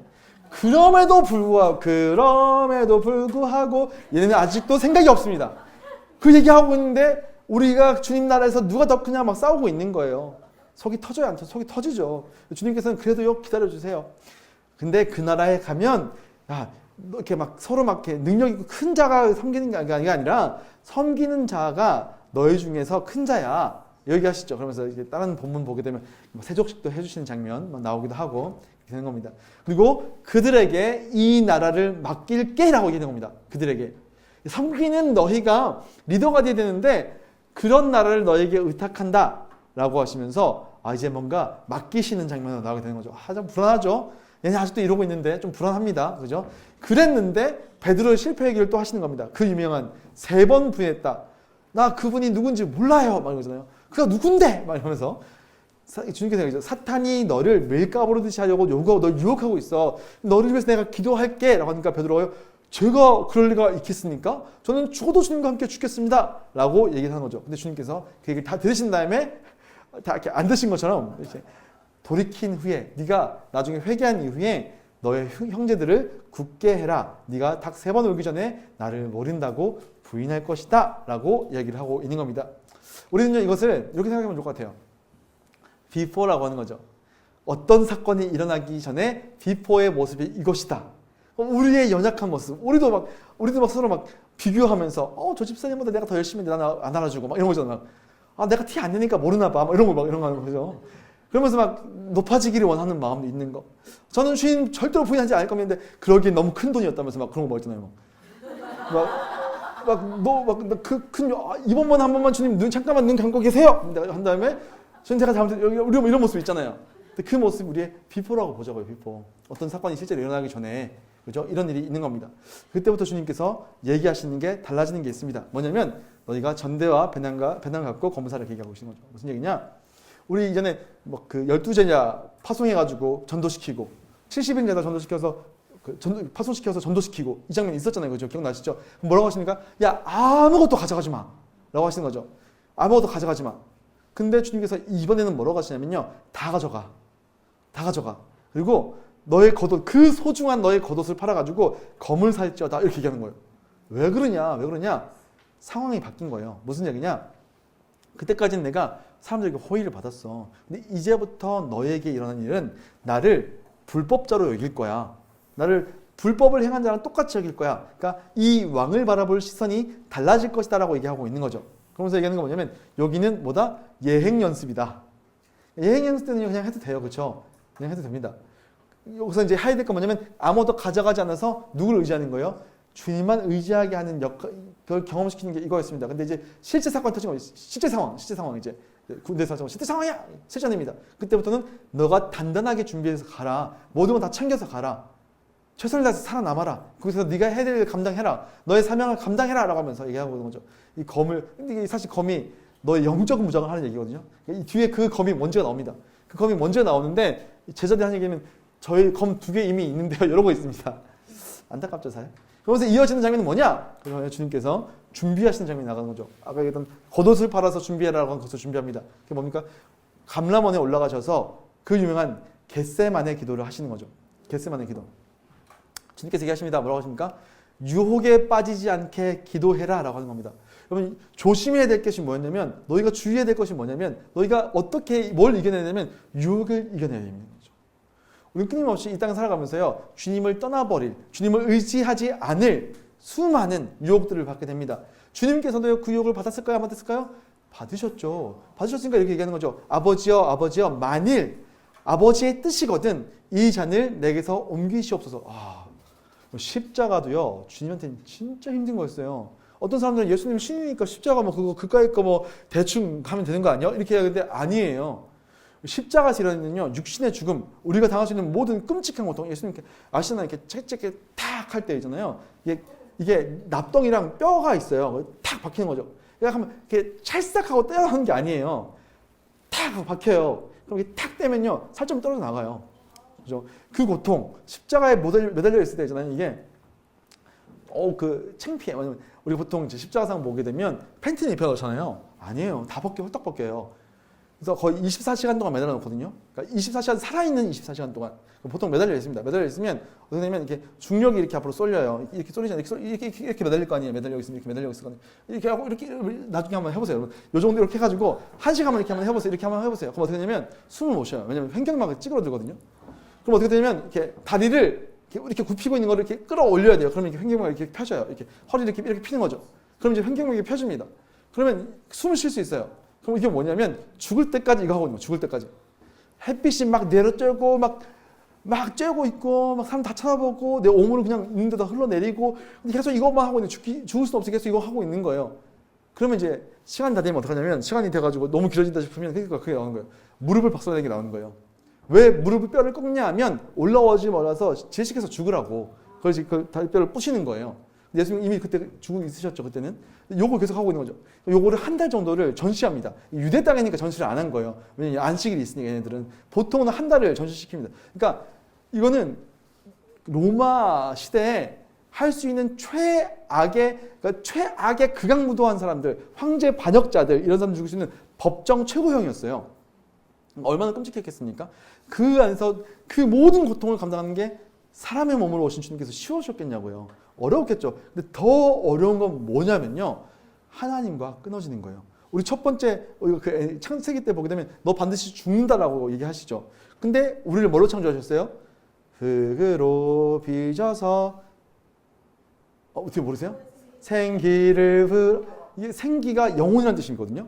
생기가 영이라는 뜻이에요. 그 사람이라는 존재는 육으로 물리적인 존재로 지어졌는데 뭘 집어넣으신 거예요? 영을 불어넣으신 거죠. 영을 넣으니까 우리는 살아있는 영, 생명이 되느냐라고 되어 있는 거예요. 그러니까 물리적인 영이 된 거, 물질적인 존재이지만 영이 된 거예요. 자, 그러면 왜 영으로 만드셨냐라고 했을 때 누가 영이셔서? 하나님이 영이시니까 우리가 영과 진리를 예배할 때 우리가 그분을 예배하려면 영과 진리를 예배해야 돼. 영으로 예배해야 돼. 무슨 얘기냐? 하나님과 교제하려면 우리가 뭘로 교제하는 거예요? 영으로 교제해야 돼. 근데 죄를 지으면 어떻게 돼요? 우리는 죽죠. 저 아직 안 죽었는데요? 뭐가 죽었어요? 영이 죽은 거예요. 그러니까 하나님을 알아볼 수도 없고 느낄 수도 없고 그분에 대해서 교제할 수가 없게 된 상태가 되는 거죠. 근데 예수님께서 하나님과 영원 전부터 사랑하시면서 끊어져 본 적이 있을까요? 없을까요? 단 한 번도 없어요. 그게 처음으로 언제 끊어지냐면 십자가 위에서 끊어지는 거예요. 예수님께서 그게 그 어떤 고통보다 힘드신 거죠. 근데 나중에 십자가 위에서 엘리 엘리 라마 사박다니 한 번도 비명 지르신 적이 없으시거든요. 도살장에 끌려가는 양처럼 끌려가셔서 한마디도 안 하셨는데 딱 한 번 비명을 지르시는데 엘리 엘리 라마 사박다니예요. 하나님 하나님 어찌 나를 버리셨습니까? 그게 그렇게 고통스러운 거죠. 그러니까 주님의 가장 큰 고통이 유혹이 그거죠. 이거 안 하면 안 돼? 그래서 사탄이 와가지고 야 너 거기서 뛰어내리면 사람들이 좋아할 텐데 이게 그 똑같은 내용인 거예요. 진짜 쉬운 길로 가 쉬운 길로 왜 어려운 길로 가려고 그래? 그게 유혹인 거죠. 예수님께서 지금 그 유혹 당하고 계신 거예요. 마귀한테. 그러니까 아버지 하실 수만 있거든요. 그 자는 나한테 옮기시옵소서. 근데 기도하면서 어떻게 얘기해요? 내 원대로 마시고 아버지의 원대로 하시기를 원합니다. 똑같이 얘기하죠. 얘네한테 똑같이 얘기합니다. 어째 자느냐? 시험에 드는 건 뭐냐면 내 원대로 하고 싶은 거예요. 하나님 나라 백성으로 살아가면서 아버지의 원대로가 아니고 내 원대로 하고 싶은 게 유혹이라고요. 여러분 오늘도 요즘 끊임없이 유혹을 받죠. 그러니까 여러분 잠들지 말고 깨어서 영적으로 주무시지 마시고 깨어서 내 원대로 하지 마시고 아버지의 원대로 되기 원합니다. 먼저 그의 나라와 의를 구해라. 우리 얘기하고 있는 거 아닙니까? 그렇죠? 우린 때로 이제 가끔씩 설교할 때라든지 아니면 같이 막 기도회 할 때요. 여러분의 원 되는 거를 얘기하면 기뻐하십니다. 근데 여러분 원 되는 거 말고 우리 먼저 하는 나라를 구합시다 하면요. 막 시험 드시는 분들이 있어요. 여러분 헌신하셔야 됩니다. 아침에 제가 새벽 예배 드릴 때 헌신에 대한 얘기했거든요. 호세에서 읽어가지고 근데 여러분 눈빛이 아니었어요. 제 느낌일 그냥 느낌일 건데 그 얘기 이제 힘들어 듣고 싶지 않아. 막 이런 느낌적인 느낌이 한테 들었어요. 모르겠어요. 제 마음일 수도 있고요. 우리는요 헌신에 대한 얘기, 너가 모든 것을 하나님께 내어 맡기고 주님께 순종해야 돼 이런 얘기도 되게 힘든 거죠. 내 원대로 하고 싶은 거예요. 우리 마음은. 이 시대는요 끊임없이 네가 네 인생의 주인이니까 자기중심성으로 네가 원하는 대로 해도 돼 라가 이 세대의 말인데 그 말을 듣고 싶은 거죠. 주님께서 얘기하는 거죠. 야 유혹에 빠지지 않게 기도해라. 야 어찌 자냐 시험에 들지 않게 기도해라. 그게 내 원대로 하고 싶은 거. 그게 기도의 검입니다. 기도의 검을 구해야 되는 거죠. 자 그래서요 이렇게 주님께서 진행되다가 결국 어떻게 됩니까? 여기에 나타난 가룟 유다가 와가지고 볼에 뽀뽀 쪽 하고 이놈입니다 라고 하는 거죠. 엽니다 라고 했더니 로마 군인들이 찾아와가지고 잡아가는 거죠. 막 베드로가 칼 꺼내가지고 귀 잘랐다가 예수님께서 그거 아니다 딱 붙여주고 섬세하시게 딱 붙여주시고 성령도 잘해가지고 깨끗하게 붙여주시고 그죠? 말고라는 사람의. 그래서 예수님께서 그렇게 잡히시게 된 거죠. 그리고 예수님께서 잡혀가시고 예수님께서 가야바의 집, 대제사장 가야바의 집에 있을 때 베드로가 역시 베드로는 수제자예요. 거기서 따라 들어갑니다. 몰래 싹 들어갑니다. 그래서 숨어가지고 보고 있는데 여종이 와가지고 너도 갈릴리판이야? 했더니 아닌데요. 너 예수 알잖아? 모르는데요? 하다가 이제 계속 반복하다가 닭이 두 번 딱 울면서 엉엉 울다가 주님이 눈을 알려주죠. 누가복음에 나온 장면인데 베드로가 세 번째 아닌 저 모르는데 누군데 그게 하다가 예수님이 눈 마주칩니다. 그래서 눈 마주쳐가지고 하고 가서 펑펑펑 울었더라라고 하면서 닭고기를 먹지 않는 사람 뭐 이게 보통 이제 그래서 여러분 실제로 그 이스라엘 가면 베드로 기념성당이 있어요. 베드로 기념성당 가면 위에 그 십자가 대신에 닭이 있습니다. 닭이 있어요. 그래서 그 트라우마예요. 베드로한테는 닭고기 안 먹었을 겁니다. 아무튼 그래서 예수님께서 잡혀가신다는 거죠. 자 그래서요 어떻게 일이 되느냐? 6월절 어린 양이 되신 왕의 죽음이 이제 등장하기 시작하는 겁니다. 사형 선고라는데 제가 여러분에게 제가 진짜 되게 열심히 만든 건데 이거 제가 만들어서 이거 진짜 잘 만들어 돈 받고 팔아야 된다 이랬던 건데 제가 맨 마지막 페이지에 부록으로 넣어놨습니다. 이게 사복음서 다 통합시켜가지고 예수님의 그 만찬부터 시작해서 부활 때까지의 모든 스토리를 제가 시간대별로 다 정리를 해놓은 거예요. 그 정도 반응해 주셔야 돼요. 그 정도 거예요, 이거 사실은. 네, 그래서 그래서 3일 만에 부활했다 할 때 3일 후가 아니고 3일째 되는 날이 부활, 뭐 이런 거. 아무튼 그렇습니다. 그래서 요거 한번 보자고요. 그래서 사형 판결을 내게 되는데 요 중에서 한번 보자요. 요 중에서. 그래서 어떻게 진행되느냐라고 했더니 예수님을 잡아가지고 이 제사장 집에 있다가 이 새벽에 여러분 새벽. 야 진짜 이게 얼마나 긴박했냐면 사람들이 없을 때 이걸 처리해야 되는 거예요. 예수님의 추종자들이 몰려들지 않을 때 이 일을 빨리 처리해야 됩니다. 그래서 이게 며칠 동안 진행된 게 아니고요. 진짜 그러니까 뭐 날치기 법안 통과 이런 얘기 하잖아요. 그것처럼 진짜 긴박하게 새벽에 막 이루어지는 거 이게.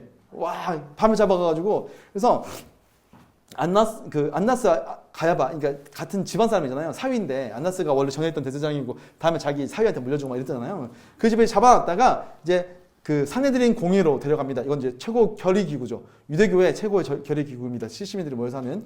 그래서 여기 가서 공회를 엽니다. 대제사장이 중심이 되고 바리새인들이 와가지고 신문하는 거죠.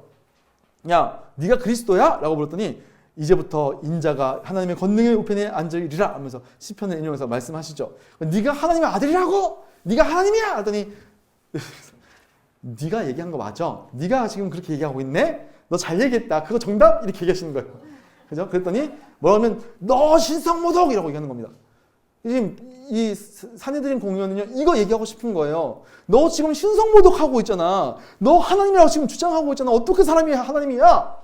어떻게 네가 출애굽하신 그 하나님이야? 라고 얘기하고 있는 거죠. 그랬더니 이 예수를 잡아가지고 제목 씌워가지고 이제 죽일 준비를 하는 거죠. 그래서 그의 실체를 이제 딱 드러내고 있는 겁니다. 근데 실제로 놀랍게도 하나님은 이 사람들의 고백을 통해서 진짜를 하나님의 아닌 걸 드러내게 하시고 주님도 이제부터 숨기지 않아요. 나 하나님이야! 라고 얘기한다는 거죠. 그랬더니요, 이 신성모독이라고 요거를 얻어낸 요 이제 유대교의 어떤 그런 얘 바로요, 얘가 지가 하나님이라고 그랬대요. 요 얘기할 수 있게 된 거예요. 그랬더니 이 사람이 어떻게 하냐면 그 새벽에 아침에 그 보통 이 당시에 로마 그 총독부는 6시 엄청 일찍 시작해요. 그죠? 이제 6시부터 이제 시작됩니다. 일이. 그때 빌라도를 찾아가는 거 데려가는 거예요. 빌라도한테. 간 다음에 뭐라고 하냐면 이 빌라도한테 왜 데려갔냐면 있잖아요. 이 당시에 로마의 지배를 받았잖아요. 속주였잖아요. 그러니까 뭐가 문제냐면 사형 처벌권이 없어요. 유대인들한테. 그러니까 이 예수를 공식적으로 죽이려면 누구의 허가가 필요하냐면 로마의 허가가 필요한 거예요. 그러니까 로마의 허가가 필요하니까 가서 얘기하는 거죠. 다른 죄명을 얘 신성모독인데 로마 어쩌라고? 뭐 어쩌라고 니네 사정이지 이렇게 얘기할 거예요. 그러니까 뭘 얘기냐면 다른 건을 지금 거는 거예요. 뭐라고 하냐면 얘가요 백성들을 미혹했어요. 질서를 문란하게 시켰어요. 왜냐면 이게 로마는 속주들을 관리하는 게 되게 좀 민감하다고 했잖아요. 그러니까 그 막 분쟁이 일어나고 이러면 로마는 가서 이렇게 바로 밟아줘야 돼요. 그러니까 각 속주들마다 군대가 다 배치되어 있어요. 주한미군처럼 다 배치되어 있는 거예요. 가서 바로 밟아줘야 되거든요. 가장 민감한 부분을 얘기하는 거예요. 얘 보래요. 백성들을 미혹하고 분란시켰대요. 라고 하면서 또 뭐라고 거짓 고발하냐면 가이사에게 바칠 세금을 바치지 말라 그랬어요. 그래서 언제? 가이사의 것은 가이사에게 했는데 그래서 거짓말하는 거예요. 얘가요 가이사한테 세금 바치지 말라고 했어요. 이렇게 하는 거죠. 그리고요 지가 자칭 유대인의 왕이래요. 유대인의 왕은요 지금 헤롯이고 여기는 지금 왕이 없잖아요. 요 아까 갈릴리에는 분봉왕이 있는 거고 헤롯 안디바가 있는 거고 요 밑에 이제 여기 유대는 지금 빌라도가 와가지고 총독으로 직속으로 그 대기업에서 직할로 꽂은 거잖아요. 여기는 왕이 있으면 돼야 안 돼요? 누가 왕이에요? 황제가 왕이거든요. 얘가 지가 유대 왕이래요! 라고 하면 그럼 뭐가 돼요? 반역죄가 되는 거예요. 가이사가 있음에도 불구하고 가이사가 허락하지 않는 왕으로 등극했다? 근데 빌라도가 야 너 진짜 그랬어? 예수님께서 뭐라고 하시면 네 말이 참되다 이렇게 얘기하시거든요. 근데 빌라도가 아무리 들어봐도 얘네가 지금 반역죄로 엮으려고 하는 거예요. 반역죄로 엮으려고 하는데 빌라도가 아무리 생각해봐도 이거 좀 아닌 것 같은데 또 심지어 거기다가 얘 반역죄라고 하면 알거든요. 지금 예수가 엄청 인기 많은 거 알아요. 빌라도도. 왜 모르겠어요. 다 알죠. 그러면 모든 유대 백성들이 막 소위를 일으켜가지고 예수 사형시키면 너 가만 안 둬 이런 거 할 것 같은 거예요. 그러니까 그냥 무죄하자. 돌아가. 이렇게 얘기하는 거죠. 그러니까 유대교 지도자들이 아니라고요. 이 사람 지금 갈릴리에서 소동을 일으켰다고요. 갈릴리아 와가지고 갈릴리 출신인데 와가지고 우리 여기 와가지고 혼란을 일으켰다고요. 그 빌라도가 그래? 이렇게 하는 거예요. 왜냐면 얘 출신이 어디라고? 갈릴리요. 그럼 우리 가날이 아니네. 얘가 그럼 갈릴리 데려가. 라고 해서 어디로 가면 이 헤롯 안디바가 오는 거예요. 그러니까 헤롯 안디바도 사실 이제 이름의 사람이지만 그 사람들 잘 보이려고 걔네 아버지가 이제 그 성전도 지어줬고 증축해줬고, 그러니까 유대교 행사에 참여하거든요. 마침 6월절이라서 헤로드 안티바가 여기 와 있는 거예요. 그래서 헤로드 안티바한테 데려간 거예요. 옳거니 하고 데려간 거죠. 그러니까 헤로드 안티바한테 가서 이제 시문을 받는 겁니다. 여기 헤로드 안티바 그죠? 시문 받습니다. 야, 헤롯도 평소에 엄청 궁금해하긴 했어요. 그래서 야, 너 진짜 하나님이야? 그러니까 얘기 안 하시는 거예요. 왜냐면 이제 조롱거리를 만드는 진리를, 그러니까 조롱 구경거리를 만드는 거 아니까 이렇게 대답 안 하세요. 대답 안 하시니까 빛나는 번쩍번쩍한 왕 같은 옷을 입힌 다음에 빌라도한테 보내요. 왜냐면 사이 안 좋았거든요. 빌라도랑 헤롯이랑 사이 안 좋아요. 왜냐면 이제 이렇게 경계 두고 있잖아요. 그러니까 약간 이렇게 매기는 거죠. 왕 같은 옷 입혀가지고 보내는 거죠. 근데 다시 온 거예요. 빌라도한테 예수님이. 근데 와가지고 야 무죄야, 그냥 무죄라고 하자. 그러니까 안 돼요. 빌라도가 좀 머리를 씁니다. 뭐였냐면 우리가 이제 광복절 특사가 있는 것처럼 6월절 특사가 있었어요. 6월절 특사로 내보내자라고 얘기하는 거죠. 그랬더니 이 사람들 뭐냐면 6월절 특사로는 바라바 내보낼 건데요? 이렇게 얘기하는 거예요. 바라바는 진짜 반역죄, 로마의 반역죄입니다. 왜냐면 소동을 일으켜서 유대 혁명을 일으키려고 했던 반동분자예요. 로마 입장에서 보면 얘는 십자가형을 받아야 되거든요, 원래. 근데 우리는 바라바 놔줬으면 좋겠습니다. 예수를 막겨내가지고 바라바를 살려주고 얘를 죽여주세요. 그러니까 야, 그러지 마, 그냥 때리고 내보내자. 아니요, 바라바 살릴 거예요. 해가지고 어떻게 합니까? 빌라도가 결국에 포기하고 알았어. 바라바 내줄 테니까 예수를 못박으로 보내. 이렇게 얘기하는 거예요. 이렇게 된 거예요, 상황이. 그래서요, 예수님의 사형이 진행됩니다. 우리 시간으로 따지면 오전 9시에 십자가형 선고가 됩니다. 그래서 어떻게 되냐면 예수님이 십자가를 지시고 이제 골고다 언덕으로 향하게 되시는 거죠.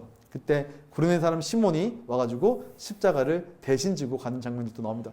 참 그것도 골때려요. 왜냐면 이 사람은 그냥 6월절에 그 북아프리카에 있던 사람이거든요. 와가지고 지나가다가 야, 일로 와봐. 너 일로 와봐. 이 사람 지금 채찍질 많이 나가지고 막 기진맥진하니까 네가 대신 져. 가지고 구레네 시몬이 들고 낑낑대면서 엄청 무겁거든요. 낑낑대면서 골고다 언덕까지 올라가는 거예요. 근데 그 모습이 성경에서 뭐라고 표현되냐면 그 십자가를 지고 예수를 따라게 되는 거예요. 그 그림이 마치 자기 십자가 지고 우리 지난번에 배웠던 것처럼 자기 십자가 지고 예수를 따르는 모습처럼 그려지는 거죠. 실제로 여러분 성경에서 이름이 나오면요 뭔가 의미심장한 사람이에요. 나중에 보게 되면 로마서 16장을 보게 되면 알렉산더와 루포의 아버지 시몬, 구레네 사람 시몬이라고 나와요. 무슨 얘기냐?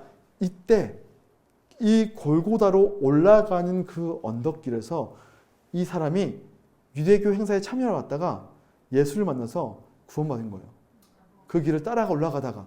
그래서 자기 자식들에게 복음을 전했고 그들이 로마 교회의 기둥들이 되어 있는 거죠. 소름 돋죠? 그래서 예수님께서 이제 올라가셔서 가는 길에 이제 여자들이 막 우는 거죠. 야, 여자들이 막 예수님의 추종자인 여자들 우니까 야, 나를 위해 울지 말고 예루살렘의 딸들아, 너희 자녀를 위해 울라. 왜냐면 좀 있으면 너네 예루살렘 폭삭 망할 거거든. 이제 그 얘기를 하시는 거죠. 그러면서 예수님께서 또 다른 반역자 2명 사이에 십자가에 못 박히시게 되는 거죠. 그래서 사형 선고를 받고 같이 올라가서 해골이라는 곳에 가셔서 못 박히십니다. 아까 얘기했던 그 반역죄에게 주는 로마 법상 최고 극형. 이게 만약에 주님께서 늘 이렇게 얘기하는데 중국인으로 오셨으면 우리의 그 여기 올려져 있는 상징이 십자가가 아니고 말 4마리가 됐을 겁니다. 그죠? 능지처참 이런 거 막 그죠? 이런 거 쓸 거예요. 그러니까 무슨 얘기냐면 최고형이에요. 법정 최고형. 그러니까 예수님께서 지금 그 당하시는 거죠. 관리들이 조롱하고 비웃고 그 앞에 유대인의 왕이라고 하는 것도 세워놓고 4가지 언어로 세워놨다고 하죠 보통. 그래서 예수님께서 십자가에 달리신 다음에 그 옆에 있던 행악자가 네가 진짜 그리스도라면 우리 좀 구원해봐 라고 하면서 예수님 도구하죠. 근데 그 옆에 있던 사람이 얘기하죠. 야 닥쳐 하면서 우리는 우리 죄 때문에 죽는 거지만 이분은 진짜 죄가 없으신 분이야 하면서 당신의 나라가 임하실 때 나를 기억하소서 라고 하고 네가 나와 함께 낙원에 있으리라. 그 십자가 옆에 달려서 죽음 직전에 있는 사람이 예수님을 만나서 구원을 얻게 되는 장면도 여기서 등장하게 되죠. 그러면서 예수님께서 십자가 위에서 달리고 계신 때 정오부터 시작해서 오후 3시까지 빛이 사라집니다. 그 일식이 됐든 뭐가 됐든 햇빛이 어두워지고 막 땅이 흔들리는 일이 나타나게 되죠. 이것은요 예수님께서 지금 하나님과의 관계가 끊어졌구나 이 생각을 우리 보통 합니다. 하나님과의 관계가 끊어졌구나. 그리고 그때 성소의 휘장이 위에서부터 아래로 쫙 찢어지면서 그러니까 지성소 성전 안에 있는 지성소 아무나 못 들어가는 하나님의 임재가 있었다고 하는 언약궤가 있었던 지금 없는 지금 없는 그곳에 이제 지성소와 성소 사이에 두꺼운 커튼이 있잖아요. 빛이 안 통하게 사람 못 지나가게 하는. 1년에 딱 한 번 대제사장만 한 번 어린 양을 피를 가지고 들어가서 뿌리는 모든 유대인들의 죄를 속죄하는 그날 들어갈 수 있는 거기에 사람 사이를 맡고 있던 하나님과 그건 이제 하나님이 계신 것이죠. 상징적으로 사람이 들어갈 수 있는 영역하고 나눴는데 그게 위에서부터 쫙 찢어집니다. 그 의미가 뭡니까? 하나님께서 위에서 하나님 쪽에서 길을 여셨다. 마치 홍해가 갈라지듯이 홍해가 갈라져서 이 사람들이 하나님께서 약속하신 땅으로 그분과 언약 맺는 시내산으로 나아갈 수 있는 길이 열렸던 것처럼 하나님께서 주도적으로 쫙 찢으시면서 지성소로 난 길. 우리가 이제 히브리서에서 보통 긍휼하심을 받고 때를 따라 돕는 은혜를 얻기 위하여 은혜의 보좌 앞에 담대히 나아갈 것이니라고 하는 그 길. 그 주께서 우리에게 내신 생명의 길. 나 주님과 함께 여기 나잖아요. 그 길로 쭉 올라가게 된 일이 여기서 이 예수님의 죽으심으로 말미암아 그분의 유월절 어린 양으로 대속하심으로 말미암아 일어나는 거죠. 그래서 주님께서 주님께서 마지막으로 내 영혼을 주께 부탁하나이다 라고 얘기를 하시고 죽으시고 그 모든 장면을 바라본 백인대장이 폭력의 상징. 백부장은 이제 로마 군인 중에 백인대장이었거든요. 백인대장이라고 보통 부르는데 정녕 그는 의인이었도다 라고 하면서 죽는 장면이 나오죠. 근데 그때 시간이 제가 표에도 넣어놨지만 3시에서 5시 사이. 그러니까 예수님께서 3시에 죽으셨는데 원래 3시가 뭐 하는 시간이냐면요. 유월절을 지내기 위해서 유월절 아까 음식 준비한다고 했잖아요. 그러니까 예수님께서 유월절 음식을 하루 일찍 준비하신 거예요. 하루 일찍. 그러니까 원래 유월절 음식 먹기 위해서 유월절 양을 잡는 시간이 오후 3시부터 5시였어요. 근데 아까 그 시간에 예수님께서 식사하실 때 양이 없었잖아요. 왜냐하면 여기서 양 잡았거든요. 십자가 위에서 양을 잡았어요. 그 일이 일어난 거죠. 그래서 예수님께서 우리의 모든 죄값을 마치 어린 양처럼 되셔서 다 대신 지시고 죽으셨다라고 하는 것이죠. 그리고 예수님께서 무덤에 놓이시면서 아리마대 사람 요셉이 자기의 그 사람 공회원이지만 예수님 죽이지 않는데 찬성하지 않은 그 하나님 나라를 기다리는 사람이 빌라도에게 시신을 요구한 다음에 세마포에 싸서 자기가 만들어 놓은 새 무덤에다가 안치를 합니다. 그리고 이제 갈릴리 여인들이 향품을 준비하고 계명에 따라서 안식일을 쉬죠. 예수님께서 시체를 빨리 내린 것도 다음날 안식일에 시체가 걸려있으면 유대인들은 안 돼요. 부정한 거라서 빨리 내릴 수 있던 거였거든요. 내려가지고 시신을 넣었죠. 그러면서 문이 닫히고 임봉되게 되는 장면이 나타나게 됩니다. 그러면서 여러분 놀라는 일이죠. 왜냐하면 하나님께서 세상을 창조하신 다음에 뭐 하셨어요? 쉬셨죠. 그게 무슨 날입니까? 안식일이죠. 이 안식일날 하나님께서 모든 일을 다 끝내신 겁니다. 새 창조를 끝내고 쉬시는 거죠. 그래서 주님께서 지금 새로운 창조가 시작되고 있구나. 뭔가 새로운 게 시작되고 있는 거죠. 자, 그러면서요. 마지막 시간입니다. 이제 좀 시간 갖지만 조금만 더 갈게요.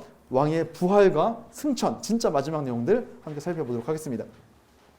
빈 무덤의 증인인데 여러분, 이 안식일이 끝나자마자 새벽같이 이 여인들이요 예수님의 무덤으로 달려가게 되죠. 그래서 갔더니 찬란한 옷을 입은 자들이 여기에 계시지 않고 너희한테 미리 얘기했잖아. 기억 안 나? 먼저 가신다고 했잖아. 인자가 죽고 3일 만에 다시 살아나리라 하고 가서 그 얘기를 듣고 가서 사도들한테 갑니다.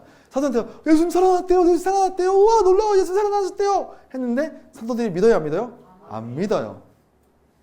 얘가 지금 너무 슬퍼가지고 정신 나갔구나 라고 하면서 혹시나 몰라서 베드로도 갔는데 안 믿습니다. 무덤이 비어있는데 누구 혼자 갔나 보다 이렇게 생각하겠죠. 그랬는데 그 예수님이 지금 어디에 나타났냐면 엠마오로 가는 제자들 곁에 나타나게 되는 거죠. 왜 이들이었냐고 했더니 이 사람은 지금 어디 있냐면 얘네들은 나머지 12사도는 지금 어디 있었어요? 지금 다락방에 있는 거예요. 아까 유월절 먹었던 거기 숨어 있는 거죠. 예수 죽은 다음에 거기 자기들이 모여서 숨어 있는 거예요. 근데 그 예루살렘 안에 있던 그들과 제외하고 예루살렘을 떠난 자들이 있었던 거예요. 왜요? 그들은요 실망했어요. 예수님께서 옆에서 부활하신 주님께서 옆에 나타나가지고 같이 걸으면서 이 사람들이 뭔가 주거니 받거니 그러니까 지금 무슨 얘기예요? 그러니까 이 사람들 얘기하는 거죠. 당신 예루살렘에서 지금 어떤 일이 있었는지 몰라요? 나사렛 예수가 일어나가지고 그거 막 뭔가 할 줄 알았어요. 선지자라서 뭔가 할 줄 알았습니다. 근데 그들이 관리들에게 사형 판결을 받아가지고 십자가 못 박혀 죽었어요. 우리는 그 사람이 이스라엘의 구원자가 될 줄 기대했습니다. 근데 그는 시체로 끝났습니다. 세상에 놀랍게도요, 그 무덤에 갔다가 예수가 살아났다라고 주장하는 여자들이 있는데요. 개뿔, 그게 말이 됩니까? 안 믿어요? 저는 지금 예루살렘 떠나서 엠마라고 하는 곳에 가고 있어요! 라고 얘기하는 거죠. 왜 그러냐면요, 안 믿고 떠나고 있는 거예요. 그때 예수님께서 뭐라고 하시냐면, 야, 이 미련하고 멍청한 것들아, 미련하고 멍청한 것들아, 너희 예수께서, 그리스도께서 이러한 고난을 받고, 그러니까 지금 못 알아보고 있어요. 예수님인지 몰라요. 모르고 있는 거죠. 왜냐하면 그분이 부활하신 몸이라서 그래요. 여러분, 우리의 여기서 우리의 부활체도 생각했어요. 여러분, 부활하셨을 때 여러분 이런 모습 아니에요. 화장 안 해도 이뻐. 영광스러운 모습이에요. 우리가 서로 봤을 때 처음에 딱 모를 수 있어요. 근데 우리 영적인 눈이 열리면 네가 그분이구나 이렇게 알 수 있어요. 근데 몰라요. 지금 똑같은 상황인 거예요. 얘기하는 거죠. 성경에 이렇게 기록됐잖아. 모든 선지자의 글로 시작해서 모든 성경에 자기에 관한 것. 요즘에 유행하는 그리스도 중심적 성경 읽기. 창세기부터 시작해서 계시록까지 다 읽을 때 우리는 예수님 찾을 수 있어요. 창세기에 예수님 나온다고 나오죠. 가죽 옷. 무화과나무님 대신해 주신 가죽 옷. 최초의 죽음이 일어나서 우리에게 덧입히신 옷. 예수님이잖아요. 이런 거. 다 찾을 수 있어요. 예수님에 대해서. 그 얘기를 다 하신 거예요. 쫙 하시는 거예요. 그런 다음에 이 사람들 너무 좋은 거예요. 너무 재밌는데요? 우리랑 같이 좀 더 묵었다 가시죠? 가서 이제 얘기하는 거죠. 묵어서 가서 얘기하는데 예수님께서 떡을 떼실 때 이들 눈이 열려가지고 우와 예수님이다! 하고 그분이 갑자기 사라지는 거죠. 그래서 이분들이 우리가 말씀을 들을 때 가슴이 뜨겁지 않았냐? 우리 돌아가자! 나 돌아갈래! 하면서 예루살렘에 돌아가서 사도들한테 갔더니 사도들이요 우리도 예수님 만났는데 얘기하고 있는 거예요. 그래서 자기들 예수님 만난 얘기 무슨 얘기하고 싶냐? 여러분 부활의 주님을 만나는 건요 두 가지 있어요. 뭐냐면 데이터와 데이트예요. 무슨 얘기냐? 데이터는요 예수님에 대해서 기록된 하나님의 말씀이죠. 예수님께서 쫙 읊어줬던 거죠. 그 말 들을 때 우리는 가슴이 뜨거워지지 않느냐. 그게 데이터예요. 근데 주님께서 우리와 칙탁교제하시면서 인격적인 만남 해주실 때 우리의 눈이 열리고 그 들었던 말씀이 깨달아지고 그분의 죽으심과 부활이 마음에 믿어져서 예루살렘 공동체로 돌아가자가 되는 거예요. 자, 중요한 게 뭡니까? 오늘날 우리가 부활한 주님 만난 건 데이터와 데이트라는 거예요. 그게 증인을 만들어냅니다. 자, 볼까요? 증인 4명. 이것도 데이터와 데이터가 먼저. 예수님께서 이 사람들이 막 제자들이 사도들이 야 무슨 예수가 살아나는 게 말이 돼? 이러고 있는데 갑자기 그분 저기 딱 나타나셔가지고 얘들아 내가 왔어. 깜짝 놀랐어. 죽은 사람이죠. 깜짝 놀랐죠. 그랬더니 만져봐. 음식 좀 줘봐. 먹자. 물리적인 존재라는 걸 드러내신 거죠. 그러시면서 하신 얘기가 뭡니까? 그 얘기한 다음에 그들의 마음을 열어가지고 말씀을 깨닫게 하십니다. 똑같아요. 말씀을 해주세요. 그 말씀 내용이 뭡니까? 새 언약에 대한 얘기죠. 그리스도가 고난을 받고 제3일째 죽은 자 가운데서 살아날 것과 그의 이름으로 여러분 성경에서 그의 이름 하면 뭐냐면 그의 존재자 이름은 우리 대신 대명사처럼 우리를 드러내는 게 우리 이름이잖아요. 이런 거죠. 우리 권사님 딱 박봉자 권사님 하면요 제 머릿속에 떠오르는 박봉자 권사님 어떤 모습이 있어요. 그럼 성품은 딱 떠오르죠. 똑같은 거예요. 성경에서 그의 이름의 영광 이름은요 그분이 어떤 분이신 것과 그분이 행하신 일이에요. 이해가 되셨죠? 그의 이름으로 그의 행하신 십자가의 죽으심과 부활로 말미암아 죄사함을 얻는 회개 그리고 그것이 예루살렘부터 시작해서 모든 족속에게 전파되어야 하리라. 이 내용들을 주님께서 가르쳐주고 계신 겁니다. 이 얘기를 하고 있는 거죠. 그런 다음에 뭐라고 하십니까? 너희는 여기서 머물러라. 언제까지? 성령이 오실 때까지. 예수의 영이신 성령이 오셔서 그분이 위로부터 임해서 너희 가운데 입혀질 때까지 너희는 머물러라 라고 얘기하고 있는 거죠. 그러면서요 어떻게 됩니까? 주님께서 그 이후에 베다니 가셔서 승천하시죠. 그러면서 어떻게 됩니까? 그분께서 돌아오실 때까지 우리는 성령을 기다리시고 그 주님께서 맡기신 그 주님의 죽으심과 부활에 대한 데이터를 주면 성령께서 역사하시면서 그 데이터를 인격적으로 만나게 하심으로 부흥이 일어나게 되는 역사가 언제 일어날까요? 사도행전에. 그렇죠. 사도행전에 일어나면서 우리는 그렇게 이후에 사도행전을 배우면 되겠습니다. 하지만 여기서 끝이 아니죠. 오머띵입니다. 오머띵. 뭐냐? 여러분들에서 제가 준비했습니다. 요거는 지금 하지 마시고 집에 가셔서 하실 거예요. 자, 요건 뭐냐면 자,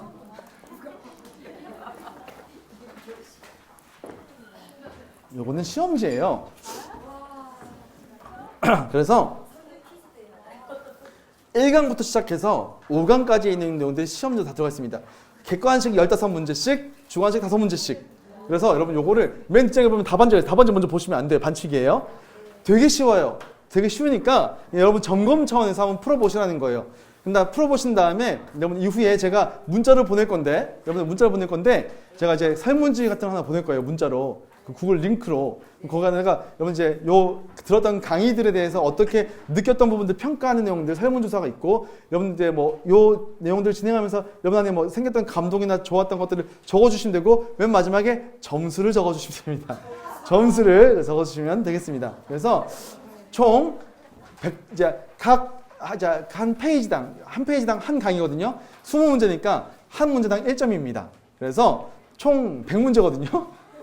100점 만점으로 하셔가지고 여러분 답을 다 하신 다음에 채점하신 다음에 성적을 저한테 보내주시면 아 이분들 잘 들으셨구나 라고 하는 걸로 할 테니까 한 분도 빠지지 마시고 다 문제를 풀어보시면 되겠습니다. 그래서 여기까지 끝!